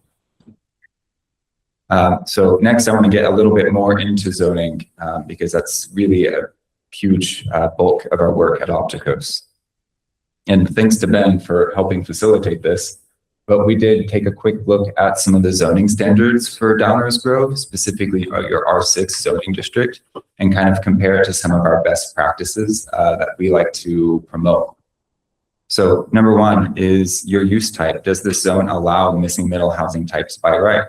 And yes, it does. Luckily, it allows duplexes, townhomes, and apartment condominiums. One of the challenges we find there, and Downers Grove is not alone in this, is that the apartment condominium use category struggles to differentiate missing middle housing from larger apartment buildings. So in this instance, a 3-unit building, and correct me if I'm wrong, I took just a quick glance at your zoning ordinance. A 3-unit building would be in the same use category as a 50-unit apartment building, despite the really vast differences in scale. Minimum lot area, we usually recommend that, or a lot of missing middle housing types can actually quite effectively fit on a lot, 5,000 square feet or even less. And in this zoning district, a duplex, for instance, would be required on a 10,500 square foot lot with an 80-foot lot width. That's a little problematic to us because many duplexes could actually fit in a building footprint that's no greater than 24 feet wide. So that's just increased land area, but then those 2 units have to offset with their rental or their sale price. Density limits. Usually a good starting point to enable most missing middle housing would be 20 dwelling units per acre. But this really requires some specific testing depending on your lot size and the desired missing middle housing type. But we also often recommend alternative zoning approaches that are actually better at controlling the scale of a neighborhood, such as predetermined building footprints per missing middle housing type. Just 2 more zoning points. Parking, of course, is a big one. And in Downers Grove, it looks like 2 parking spaces are required per dwelling unit. So that obviously would take up a lot of lot area. And then side setbacks, which can be kind of hard and a nuanced conversation depending on your lot size. But we found that Downers Grove also requires a 20-foot buffer yard when adjacent to single family homes. And all of that cost for planning that is just going to go on to the small 2-unit, 3-unit, 4-unit construction. And just to conclude that, there's a lot of conversations and a lot more that we could go into with zoning, but the Chicago Neighborhood Missing Middle Housing Toolkit that we worked with in partnership with the Mayor's Caucus is a great resource to learn more about some of the barriers and even conduct your own zoning audit. So I'll just spend a little bit more time talking about parking. And this is a great and effective diagram that kind of illustrates the amount of lot area that is required to accommodate those additional parking spaces. So as you can see, a 4-plex can fit quite comfortably on a really small lot, 50 feet by 90 feet deep. That's just on the left there. But the second you start adding more than one parking space per unit, you're increasing that lot size. Not only does that increase the land value for that 4-plex, but it also pushes it out of potentially more walkable neighborhoods to parts of town that have those larger lots. And then I know we haven't gotten to talk about ADUs. Thanks. But ADUs are also an interesting and highly potential tool to enable more housing opportunity. And then they have their sort of own barriers that we find in zoning. Owner occupancy requirements related to age, family relation, or disability can really decrease the potential for ADUs to play a part in local housing supply. Special use requirements, rather than just allowing them by right, can add time to your permitting process. ADUs are already quite expensive and challenging to build. So really simplifying that construction and permitting process for homeowners can go a long way. Limiting their application to lots with single-family homes, and a lot of ADUs could actually work quite well with some of the missing middle housing types that we just looked at.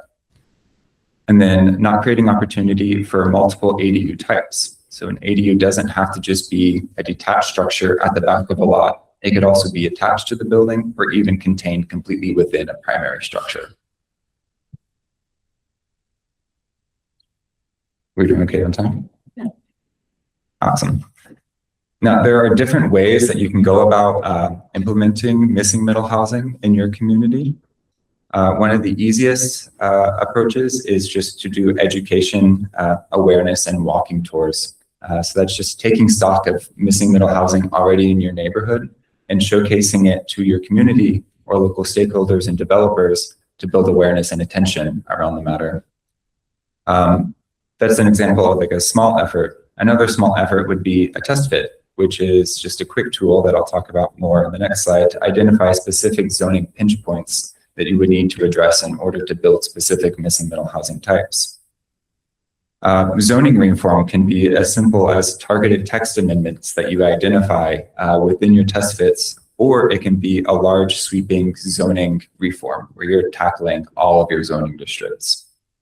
And that can be before or after a comprehensive plan update as a sort of large lift effort. Pre-approved building catalogs are an interesting and sort of new approach that some communities are taking, where you have a sort of the community, the city hosts a sort of building catalog that are pre-approved for specific lot sizes. And if a landowner or developer comes and says they want to build a fourplex, then they have a plan and elevation to pull from, and they don't have to go through the design and permitting process as a way to expedite development. South Bend has seen a lot of success doing this. And even something as simple as testing your overnight street parking. Many communities we have run into don't allow overnight street parking. And if we're talking about reducing parking minimums to enable more units on a lot, just something as like a sort of pilot program, we are testing it for a couple of months just to kind of see the overall impact on the neighborhood can go a long way to strategize future reforms. And finally, I wanted to spend a little bit more time talking about test fits, because I think that's a kind of a unique term that we use. But that is sort of a specific visualization and testing of your zoning code to identify those zoning pinch points. When we're doing test fits, we often work with local planners to identify zoning districts that are best suited for missing middle housing types, in conjunction with identifying the most prevalent or repeatable lot size in that zoning district. And then we will sort of look at how much buildable area you are allowed in conjunction with your parking standards. And we kind of see what missing middle housing types might fit and which zoning standards need to be pushed and pulled in order to make them more achievable. These are really effective tools, one, for us as planners to visually see the shortcomings of our zoning, but then we can also use them for more engagement efforts. The images shown here are done with, in partnership with AARP in a community in North Dakota. Then they take those and use them as sort of like advocacy tools to talk with local developers and planners about future missing middle housing initiatives. We've even done test fits as a sort of like, I'm stumbling on my words at the 11th hour. I know, but to use in specific RFPs. So for municipally owned land, we will sort of visualize ideal missing middle housing conditions and identify the zoning standards that would be needed to build them. And then those can go out in an RFP to attract developer attention in those specific building types. Yeah, thank you all. Yeah, so you've heard quite a range of stories from, communities that were early pioneers trying to, develop strategies and innovation. 5 years with the development. Developer who's really pushed the envelope in a lot of different communities. And I think Phil's from the frontier of what NC and Ben there and this down. So hope there's plenty of questions. Chairman Pro Tem, this might be the appropriate time for some of the members of our public that are here. And if it's okay with the panel, if they have any commentary they would like to provide, and then also ask questions. And those of you that have come to our planning and zoning meetings before we have a hearing, you just want to ask your questions when you come up to the dais. Everybody here will take note of it. And then if the panel could address that, that would be helpful too, just so we can keep the meeting going too, if that's appropriate. So if that's okay with Chairman Pro Tem and our panel, this might be the appropriate time. Yeah, thanks, Jason. Would anybody from the community like to ask a question or provide a comment?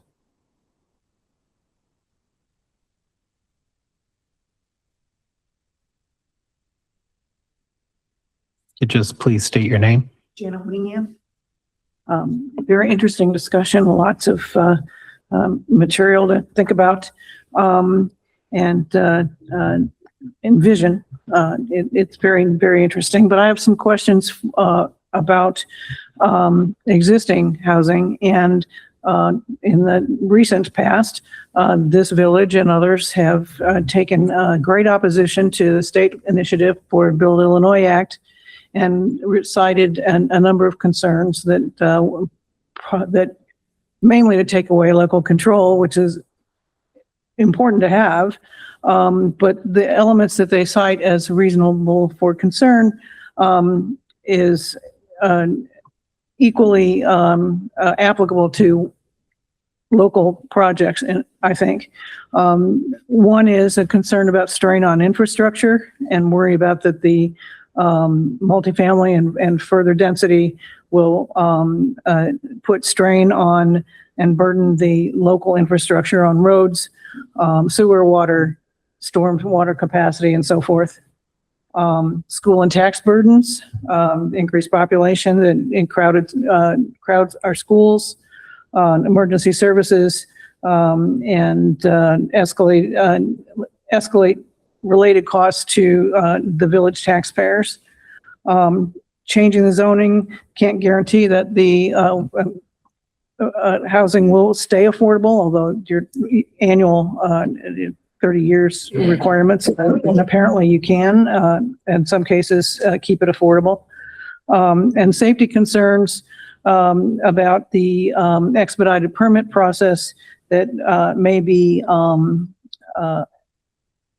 deleterious to the local residents and neighbors. And personally, I'm experiencing the construction of a new home next door to me, and depending on where you are along my property line, 4 to 5 feet of my property has collapsed, and taking my stockade fence with it. And so the monitoring of construction and shoring and support as these properties are more construction crammed into a tighter space, and the neighboring properties can be affected. So I'm wondering how those kinds of considerations are going to be addressed as this program might develop. Thank you. Thank you. Jason, is it appropriate that we just kind of go through all of any other public Yeah, we should. comments, and then we can address those? Questions. I saw notes being written on that side, and as we are too. So if any other members want to speak, now would be the correct time to do that. Perfect. Would any other members like to share a comment or ask a question?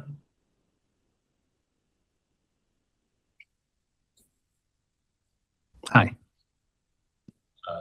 Bill Ulrich. And a question for Richard. The bulk of your work has been in Lake County, I believe. Have you looked at all into the differences between DuPage County and Lake County in terms of the requirements and the challenges in making this successful? Yeah, most of the developments we've been done have been in Cook County. We've done a number in Lake County, but also McHenry County. Haven't made it to DuPage yet. Hopefully soon one of these days, but so I'm not sure exactly what the differences and the requirements are as far as what's building. Really the local community makes those rules. And so the local community, what the needs are, what the style is, what the zoning is, really impact our ability to move a development forward. The county context, of course, is important. Often the counties have funding to help with the types of developments that we do.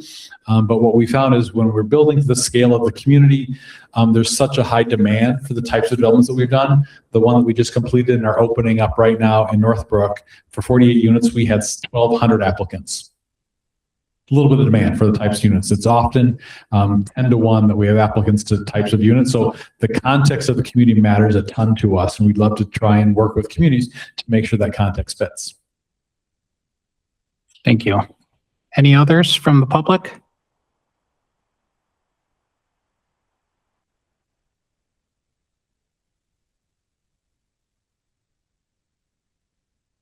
Ladies and gentlemen, thank you very much. It's been very interesting presentation. I'm really interested in this, I guess it's the middle housing that you discussed. I'm not familiar with it, but I like what I hear. I would love to see our village look into this further. We're seeing more and more of apartment buildings going up, taller, bigger, out to the property lines. A lot of folks in town don't like this trend that's happening. And to me, this would be an alternative, be a better complement to the existing neighborhoods that maybe these buildings are coming into. And it would not be such a visual impact, negative impact on surrounding communities or neighborhoods. So I just, I'd like our village to look into this and see if it could be applied to our housing needs here. Thank you. Any others? Okay, I'll turn it over to our facilitators. I'm sure we've got some questions and comments from over here. Was there anything from Jan's comments about emergency services, strain on infrastructure that when you talk about missing middle housing and how that impacts infrastructure? Yeah. Yeah, I just want to say that when you talk about missing middle housing, we're really emphasizing a sort of incremental development approach. It's not going to be ideally some massive sweeping neighborhood overhaul. And you can actually sort of scale the allowed building types to meet the demand within your infrastructure limitations. You don't have to go as far as allowing 6 units on all residential lots. You could just open the market up to 2. So you're hopefully not going to just overnight change the neighborhood character. And you can sort of take it a day at a time, if you will. In terms of stormwater and capacity on school, that does probably require, and emergency services, of course, require further discussion with the school board and your emergency services department to kind of find what they're grappling with.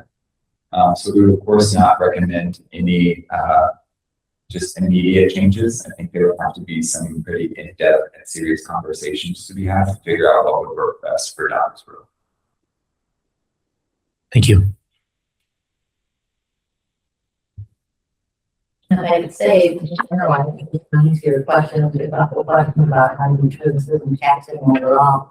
I think what the bill described, in general, is very focused approaches housing study at the end of this process, identifying people, next steps that they need to consider, location, design, commercial feasibility, identify and quality partners that can be leveraged by leaders looking down the road. And leadership is a big thing here.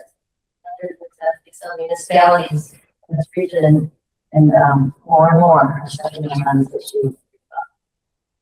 There are 2 questions we're talking about.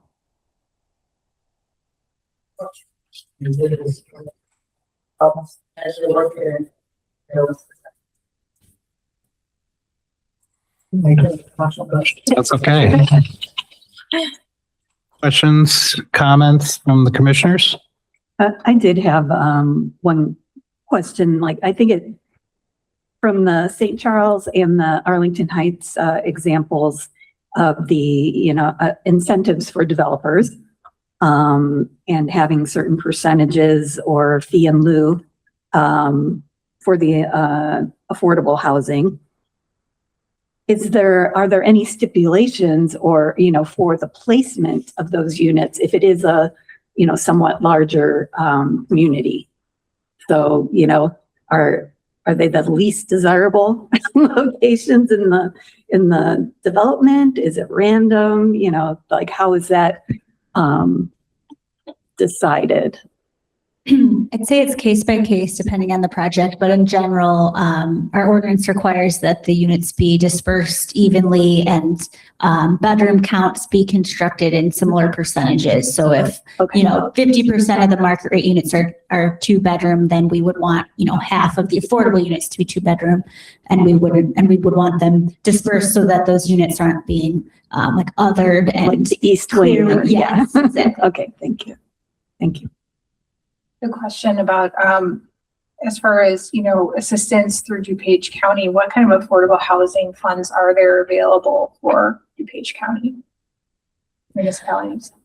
I'm not familiar with DuPage. St. Charles is in Kane. Right. So Kane County receives CDBG and home funds, and that covers St. Charles as well. So St. Charles doesn't receive, we're not a CDBG recipient individual in Kane County. Service area includes many of the municipalities in Kane. I'm not familiar with DuPage. Yeah, I was doing some Googling earlier today. Can staff confirm that Downers Grove is part of the DuPage consortium for CDBG funds and home funds? Yes, that's correct. Okay, so that would be a resource that I would look at. So in the case of Downers Grove, and staff can help me explain this if you'd like and how it works in your area because I'm not familiar. Rather than receiving direct entitlement allocations from HUD or the federal government, there are funds that are going to DuPage County under the Community Development Block Grant Program and the Home Program. And those should be, those are offered, they offer, I'm sure, grant applications periodically, and you should be able to tap into those. And if the programs that are being offered through that consortium don't quite coincide with what your priorities are, I mean, that's something that you can have input on and speak up about, because the consortium is getting funds then that, how do I put it,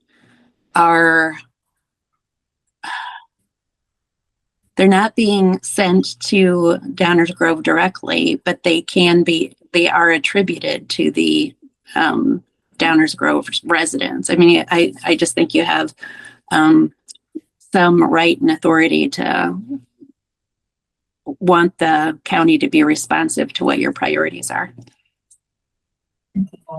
And I would add to that, in the same way that St. Charles and Arlington Heights have created municipal housing trust funds, DuPage County has created its own county housing trust fund. And a few years ago allocated $5 million into that housing trust fund.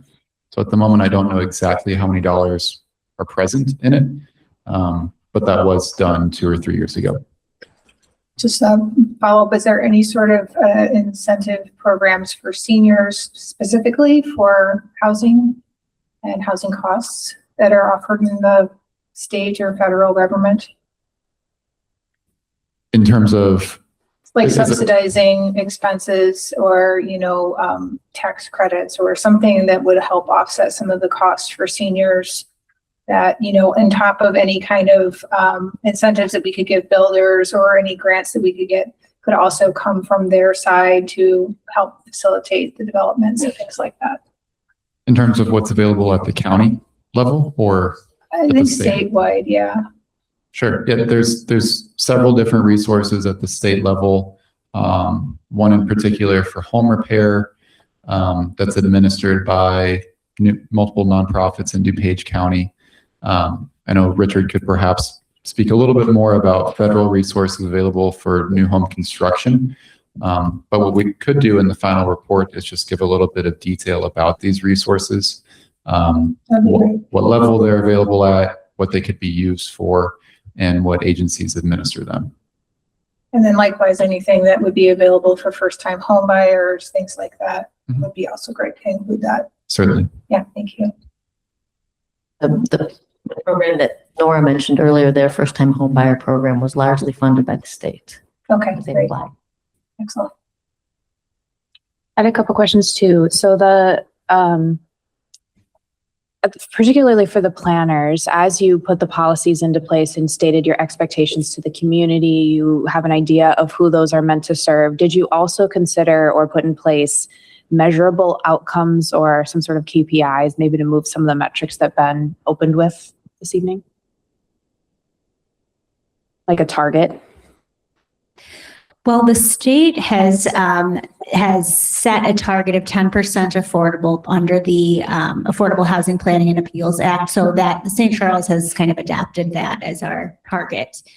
In the state size, we've consistently been over 10% affordable. We do our own annual analysis of our affordable housing share at the staff level. We use a little more localized data, and we're more like 8%. I think based on our analysis. So that's kind of what we're looking at to identify that in the state size we might not have a problem with affordability, but our more localized data shows that we do. So that's kind of the metric we're looking at.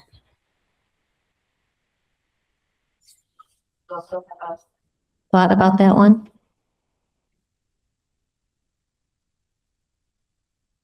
Oh, Nora, did you want to reply as well? That was a great answer. Sure. I'm sorry. And again, the sound isn't really great in the last few minutes, but yeah, I mean, because Arlington Heights is a entitlement community, we're required to develop a consolidated plan in which we talk about or they talk about their affordable housing goals. So that happens in that way.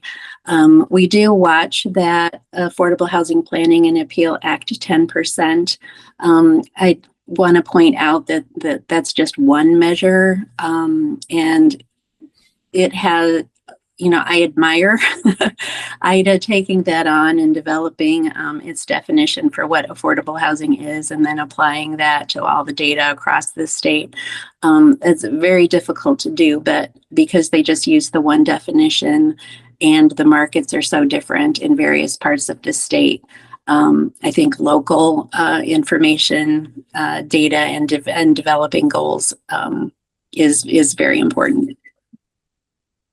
That's helpful. Thank you. I'm also curious if the between missing middle, between wholly affordable buildings versus kind of interspersed or partial, have we seen any difference or greater or less impact on communities between those types of approaches?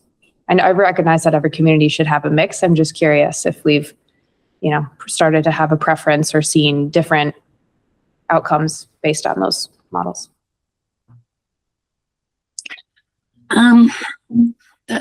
You're correct. I think in that it's good to have a number of approaches and tools in the toolbox. There's something to be said for dispersing the affordable units in developments because it, offers different kinds of opportunities to the tenants. On the other hand, the standalone units result in bigger numbers in terms of just the raw numbers of units that are created, and often can be those standalone buildings can be preferable for certain population types. For example, seniors who may need different amenities than market rate buildings. So I don't think that I don't have an opinion on whether one of those is better than the other. I think they all have their place. I also do think that the rehab programs are very important in terms of one of the best aging in place approaches that people can take. I mean, some seniors in particular don't want to leave their homes. They don't want to downsize. You know, they may when it's necessary. But I also don't think it's possible to create a downsized unit for every senior in Downers Grove. I mean, the practical matter is they're going the vast majority are going to be in their homes. So making that safer for them is a way to get a lot of bang for the buck as well. And then when those seniors do eventually move on, then those existing units have been preserved and might be potential for those first-time homebuyer opportunities that you're looking at. I think to make an extreme generalization, those communities that don't do anything just get more expensive. Those communities that take an action, whether it's one solution or 10 solutions, things move in that direction. So the more communities we work in, I always say as many choices as you can make available, the more you'll help reach those goals. Whether it's home buyer, whether it's more rental, whether it's dispersing it, like whatever those solutions are, doing something moves you in that direction. Doing nothing, surprisingly, not much changes. Thank you. Thank you, Richard, and I agree. And I think also communities that do something, whether it's one or more of the strategies, word gets around, and when an organization is looking to locate some affordable housing, they have an impression of which communities may be more receptive than others. And if I could just add something to that. When we started this project, the one thing we always talked about is who's in your community, what do they need and want? And I think you have to keep that in mind as well. You have an aging community, that population is growing and getting larger because they want to stay here. They don't want to go anywhere else if they don't have to. So keeping that in mind, I don't know that you're going to be able to build enough of the senior housing for them, which is why the rehab is really important, because if they want to stay in the community safely, making that house accessible for them and in good condition for them is really important to stay here, because they don't really want to leave. But where are they going to go if they stay here? So keep that in mind as you're doing it. And then the flip side is what we heard when we were doing all of this through your focus groups and through all the demographics. You have a lot of younger people who really want to come here and live here and start their life here. And they don't have any place to go here either that's affordable to them. As they're new graduates, as they got their first job, their first family, it's a great place. They're looking for a place to starter homes or starter rentals where they can start their life here till they can afford to build the homes that are here. So that's kind of the premise of this to begin with, is what are you really looking forward to in the future for this great community that it is? No, I agree, Nancy. And in terms of like just my reaction and feedback to the group, right? When we spoke last time, the number of people who already live in Downers Grove and are struggling to pay to live here is not zero. It's a very large chunk of our group. And if we can make that easier for them, I feel like that's a KPI that I would love to move as a group, right? So that's kind of why I ask about like things that get measured, get done, and do we state some goals like that? And for those who want to move in, maybe there's a KPI around that too. That's where my mind is going. So thank you.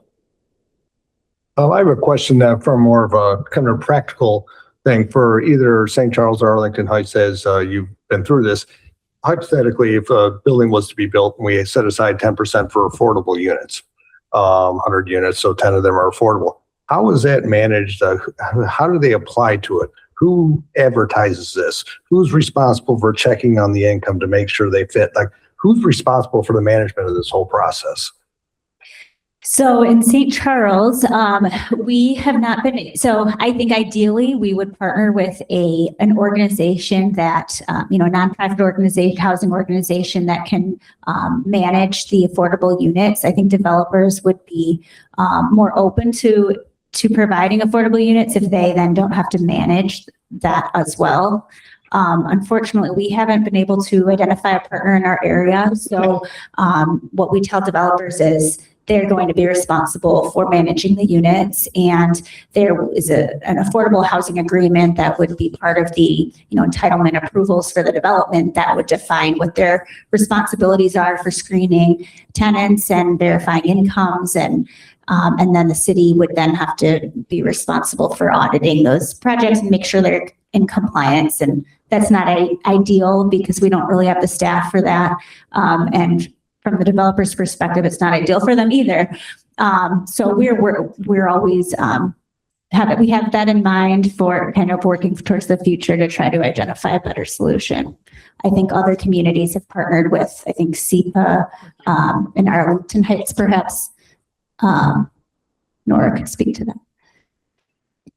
Sure. Now, Arlington Heights, the private development will come in to the planning department. The planning department will inform the developer if they're not already aware of what the inclusionary housing requirements are, just as they inform them about the requirements of the zoning code and anything else that applies.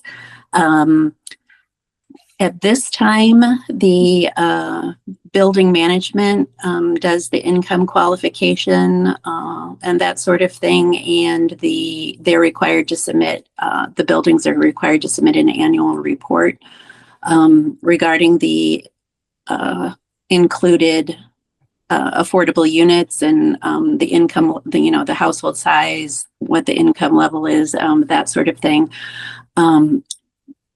And they, agree to be audited if or when the village decides to do that.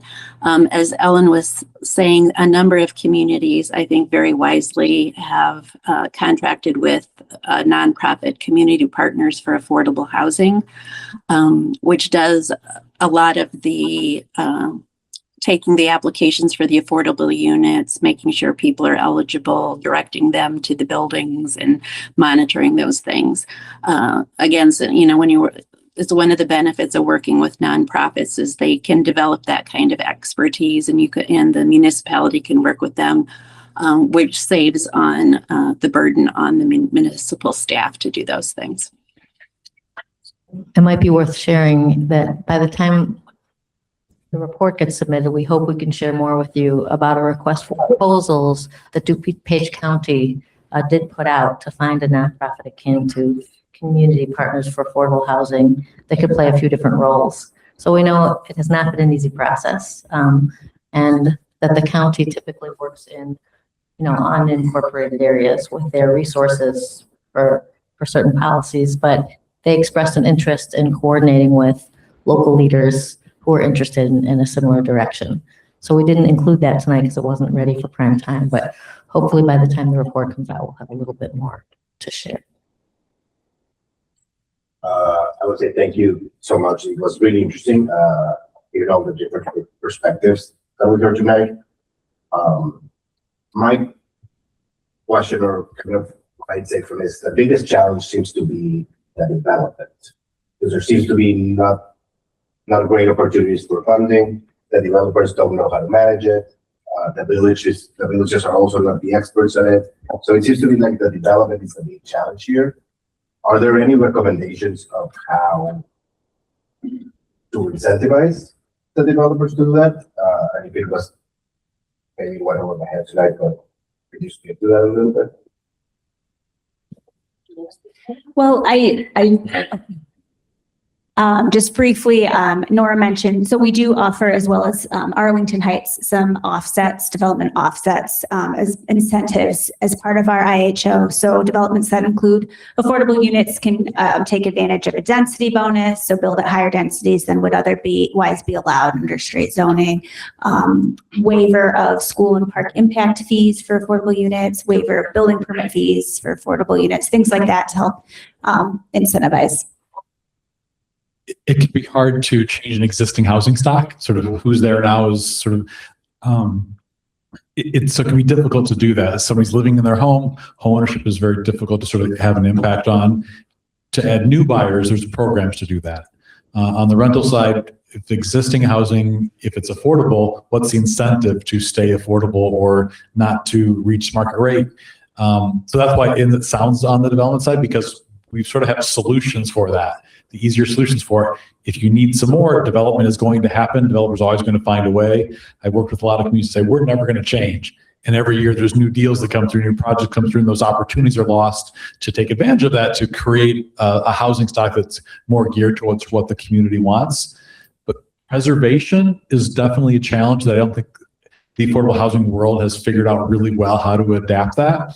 So say you have an existing apartment building, how do you keep it at that rate? There's ways that a village or municipality can help provide upgrades that would help that building maintain itself long-term in exchange for a reduction of what those rents are, or sort of preserving that. Those are a lot harder to do. And the typical funding sources that we're all used to in our affordable housing world aren't really great at doing that. It's a heavy lift. I'm sure the staff here would love to take on tackling, those types of projects, those things, but it's a heavier lift. It just really is. It takes a lot of these programs that you guys have mentioned. We'd like to have this program, that program, and that program. Jason and Stan and Flora would love to take those on and figure out how to spend their time doing those programs. So whether it's mapping that, we just don't have, the reason you haven't heard a lot about it, preservation is hard. It's a lot heavier lift. Yeah, I would agree with Richard that preservation is hard and is in need of some solutions. I would comment, though, that with regard to inclusionary housing and including the units in buildings, that over the years that, we do say that a lot of developers don't have experience with that, but more and more of them now do. The Arlington Gateway project, the 300 units where 30 of them are affordable, that was approved fairly recently when they were informed that they needed to provide 10% affordable housing. The developer was, okay, yeah, we do that all the time. We do that. The city of Chicago has requirements like that, and we work in the city a lot, and we know what you mean. And they have a process for managing them. So we were kind of stunned because that hadn't happened before, but hopefully that'll happen more often as time goes by and more and more people have more experience with it. Yes, I'd just like to thank you guys all for coming and spending your evening with us. It was a lot of interesting information, very enlightening. Like I say, I keep myself reasonably well versed in some of the zoning and some of these bigger challenges, and I've still learned a lot. And tactics I didn't even think of, or communities that are already going through this. I wanted to speak to the comment about starter home difficulty, because I'm kind of a relatively recent person moving to Downers Grove. That was a challenge, just trying to find what's the first apartment we can afford, finding the first house. I mean, I think that challenge, it's not just Downers Grove, it's really everywhere. And some of it is our own fault as society. It's like a lot of the places that are the missing middle. I mean, the missing middle was there before. We're like kind of recoining it, but it was there before. Now then we created all these zoning codes and basically made it illegal. And now I think we're going full circle and deciding, gosh, maybe we kind of needed that transition rather than big, tall building, single family house, nothing in between. So I'm glad we're having the conversation and maybe looking at how we can create that gradient back the way that kind of tends to develop naturally if you let it. So other than comments, one of my questions was, a lot of the numbers are, it's great we're making this progress, but all those numbers seem really small in the sense of need. Has anyone kind of done the math? We got 10 here and 20 here. Are we making a dent? Like, is it keeping up with the growing need? Is it catching up a little bit? I mean, what's the kind of numbers we need to look at to actually turn the tide? If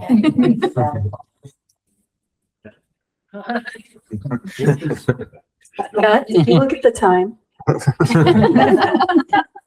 I feel like this ties back into the question about key performance indicators, and I wouldn't claim to have a silver bullet answer to that question or perfect answer, but one that I would throw out if the village is interested in measuring moving forward is just how that vacancy rate changes over time. Just because that affects all housing in the community and the pressure on all housing in the community. So I would hope that if there are measurements taken, 1 year, 2 year, 3 years after this housing study to see how things change, that's one measurement that's included in that process. I just have one question. Again, thank you all for your time, and thanks for our facilitators for doing a great job and staff for bringing us here together.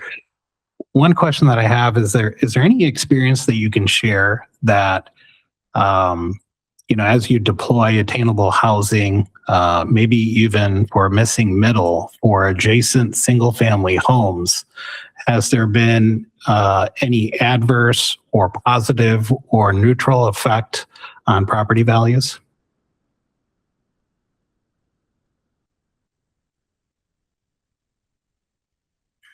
Has there been any reaction or feedback from the larger community that this wasn't working well for them? Or property values is a really important term. A lot of people, are basing their arguments on those property values. I think the idea of increasing that density is sort of starting to be implemented. I think a good municipality to look at that sort of has a live case studies is Minneapolis. And they changed their zoning to not just have R1 zoning, which only allowed single family homes.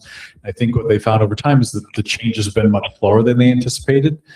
There hasn't been an impact on property values. The property values aren't dictated by the size of that property because it's comparable property. So as the size and types change, the sort of the research that exists around property values does exist a little bit in the affordable housing world. Like if you take an affordable housing property, you put it in a location, what do you think happens? And all the types of studies that have been done show that it does not decrease property values because it usually brings up the asset value. It improves the quality. The current way we're doing affordable housing, privately owned, privately developed by organizations, similar, if better than mine, are having a positive impact on that community. It's not dumping. And so the idea is it's bringing the value up because of the type and quality and long-term sustainability goals of trying to do that. So the research that exists is a little bit scattered and it's not really specific to if I take this single family home and turn it into a 4-flat, what happens to everything around it? I think the researchers are probably going to be working on it as they have that real world example to see what's happening with that. But what we've seen so far is that it increases quality, it provides options for people, and that it doesn't hurt those that are living around because they learn to adapt. What if that had been there already to what the situation is? Okay. The property values argument is always tied into this, like it's just so ingrained, but it's also part of the problem in a way because it's like now that I own a home, it's both, it's both a need and an investment. It's like I wanted to make money, but part of me wanting to make it money is causing this problem to begin with. So it's such a weird circular thing. It's like once we have it, I want it to make me lots of money if I ever was to sell it. But then we're stuck in this loop forever, which also kind of like loops into this other question. It's like a lot of these topics, if there's been any studies done on, so we've talked about requirements for 10%. We've talked about paying fees in lieu of 10%, that you're not going to put the affordable housing. A lot of those in some ways is just like passing it off. Someone else pays it, it might raise the rent on the other people, or if they don't do that, then they get a subsidy from the village or they get a subsidy from the state, which then puts costs somewhere else. Is there been any study that has looked into, are we just kind of passing the cost of the housing burden around and not actually solving the root of it? Or is that just too much bigger of an issue that no one's been able to solve yet? Yes. I just in my head, I start to wonder, it's like, we do this and then you can pay a fee, but then the fee goes to this, which pays for that. And it's just like, maybe we're not actually addressing what's on a going national level as a country. I mean, you're asking such a broad question. It's hard to address on the local level. How do we impact sort of local citizens? Yes, there's somewhat of, we talk about, is there a need for the types of things we're doing, creating housing that is affordable for a range of populations? Yes, on a policy level, the way that we've decided to solve that is by providing public dollars to do things that create units that are affordable to a range of households, but it doesn't address all of the need. I mean, the need is so much broader than we could ever address. But the national policy, the state policy, the local policy makes it really difficult to address that. It makes me also think about situations. Let's say I was right on the burden or right on the edge of being too burdened where I lived. They raised everything 5% to pay for affordable housing, which is all great in theory. Like I would love for there to be more options, but let's say it priced me out. And then, you can think about some of these cycles that get started where people that weren't priced out then become priced out. And then we're right back in the same challenges. So probably can't solve that tonight, but I need more hours, right? yeah, maybe not. Well, we can come back tomorrow, right? I had a quick question really for Dylan more than anything. Just out of curiosity, have there been any projects where a senior that maybe lives in a larger home that can't afford to keep the home maintained themselves has decided to convert that to a duplex and therefore sort of solve that issue? Are there any examples of that happening that you're aware of? That I have encountered specifically, no. I think it sounds like ideal in theory. I suspect that converting a house into a 2-unit structure is probably pretty significant, like cost and like time management effort. So I think it is probably an option for some, but not for everyone. I know that is people really like to kind of talk about ADUs from that perspective, trying to offset some housing costs. But that has its limitations as well because construction is incredibly expensive. So is that allowed with our ordinance? With our current zoning ordinance, we do allow ADUs in the Fairview Transition Districts. We put that together last year and approved by Village Council. We will be also taking on this topic again through the text amendment projects that you've been involved with too. So we're seeking feedback from Village Council before we come back to this group with additional text amendments with that comprehensive. And I think, part of my question is taking a large home like a 4-bedroom, 2-story and converting it. See, I think about this all the time at my house. I'm like, okay, so if I put this here, we could convert, this could just be our apartment down here. And then what would I do with the upstairs? Well, could I rent it? Could I add, kitchen stuff, is that going to be permitted? Is it going to be too costly to do those upgrades and do the, fire separations and such, for that, unless it's just, my son and his family. So. And there isn't any kind of program out there that you can think of that would assist any homeowner with maybe that transition that currently exists?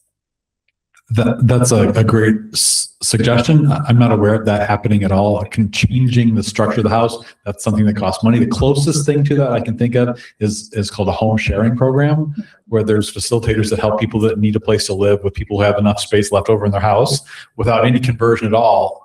Doing a matchmaking service, essentially saying, you need some housing. I've got some excess space in my house. I could rent to you. It doesn't violate any local codes. There's no structural change. There's no additional funding. I don't know if that the local codes would allow something like that, but essentially it's a border, sort of going back to the old model of doing something more like that.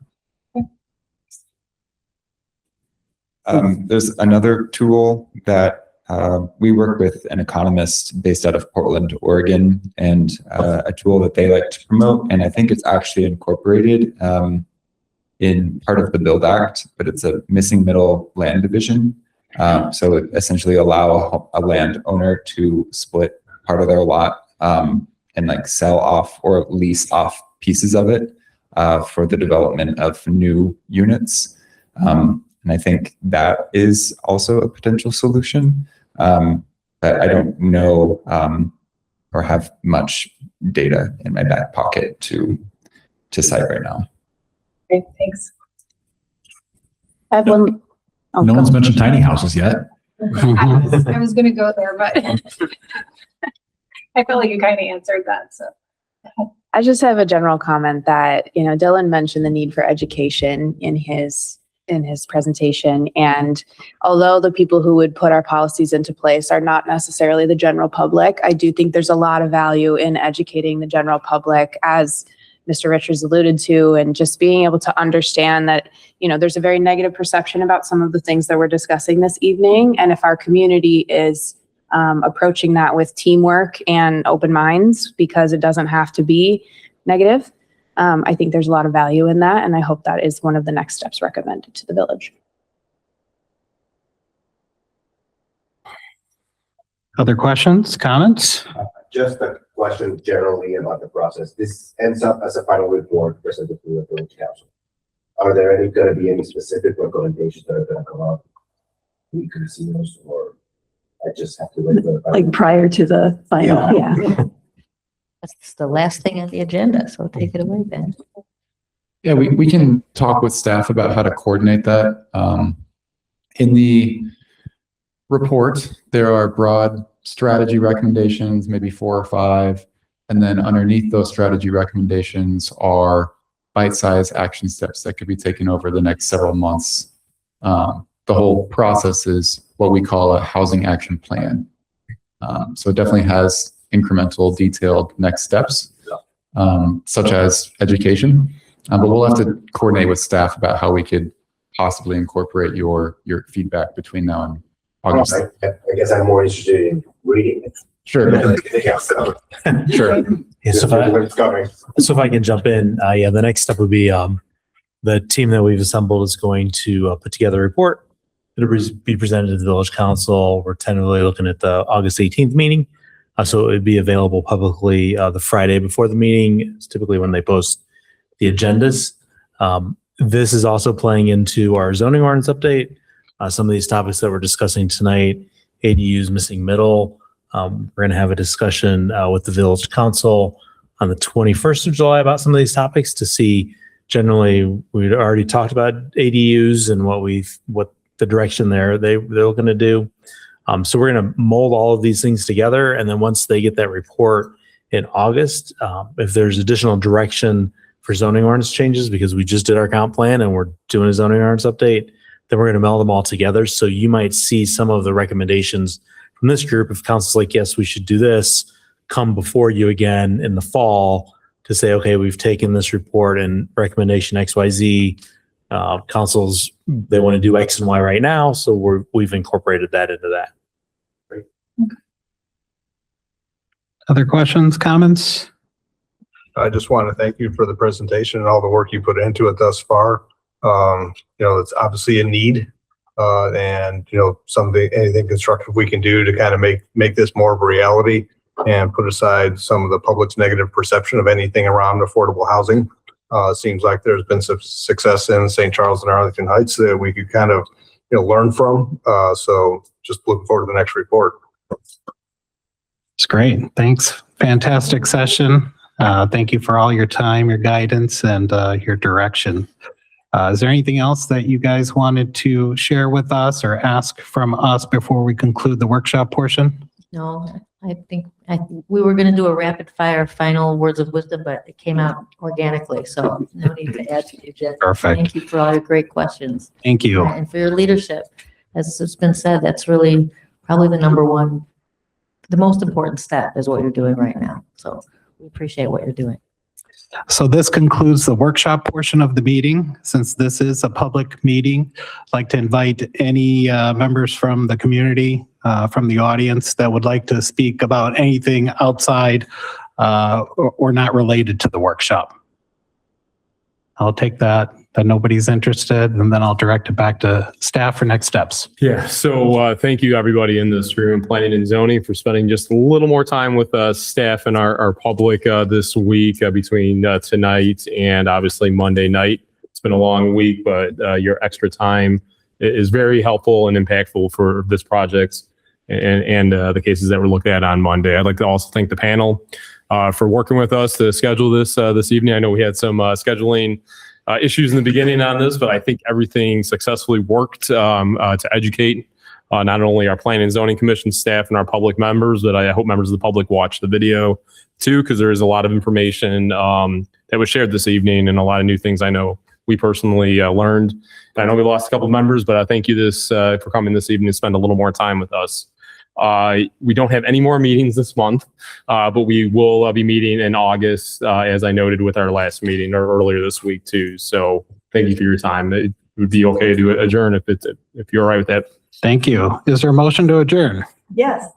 Is there a second? Yeah, I'll second it. All those that are in favor to adjourn the meeting, say aye. Aye. Nora, thank you too. Meeting's adjourned.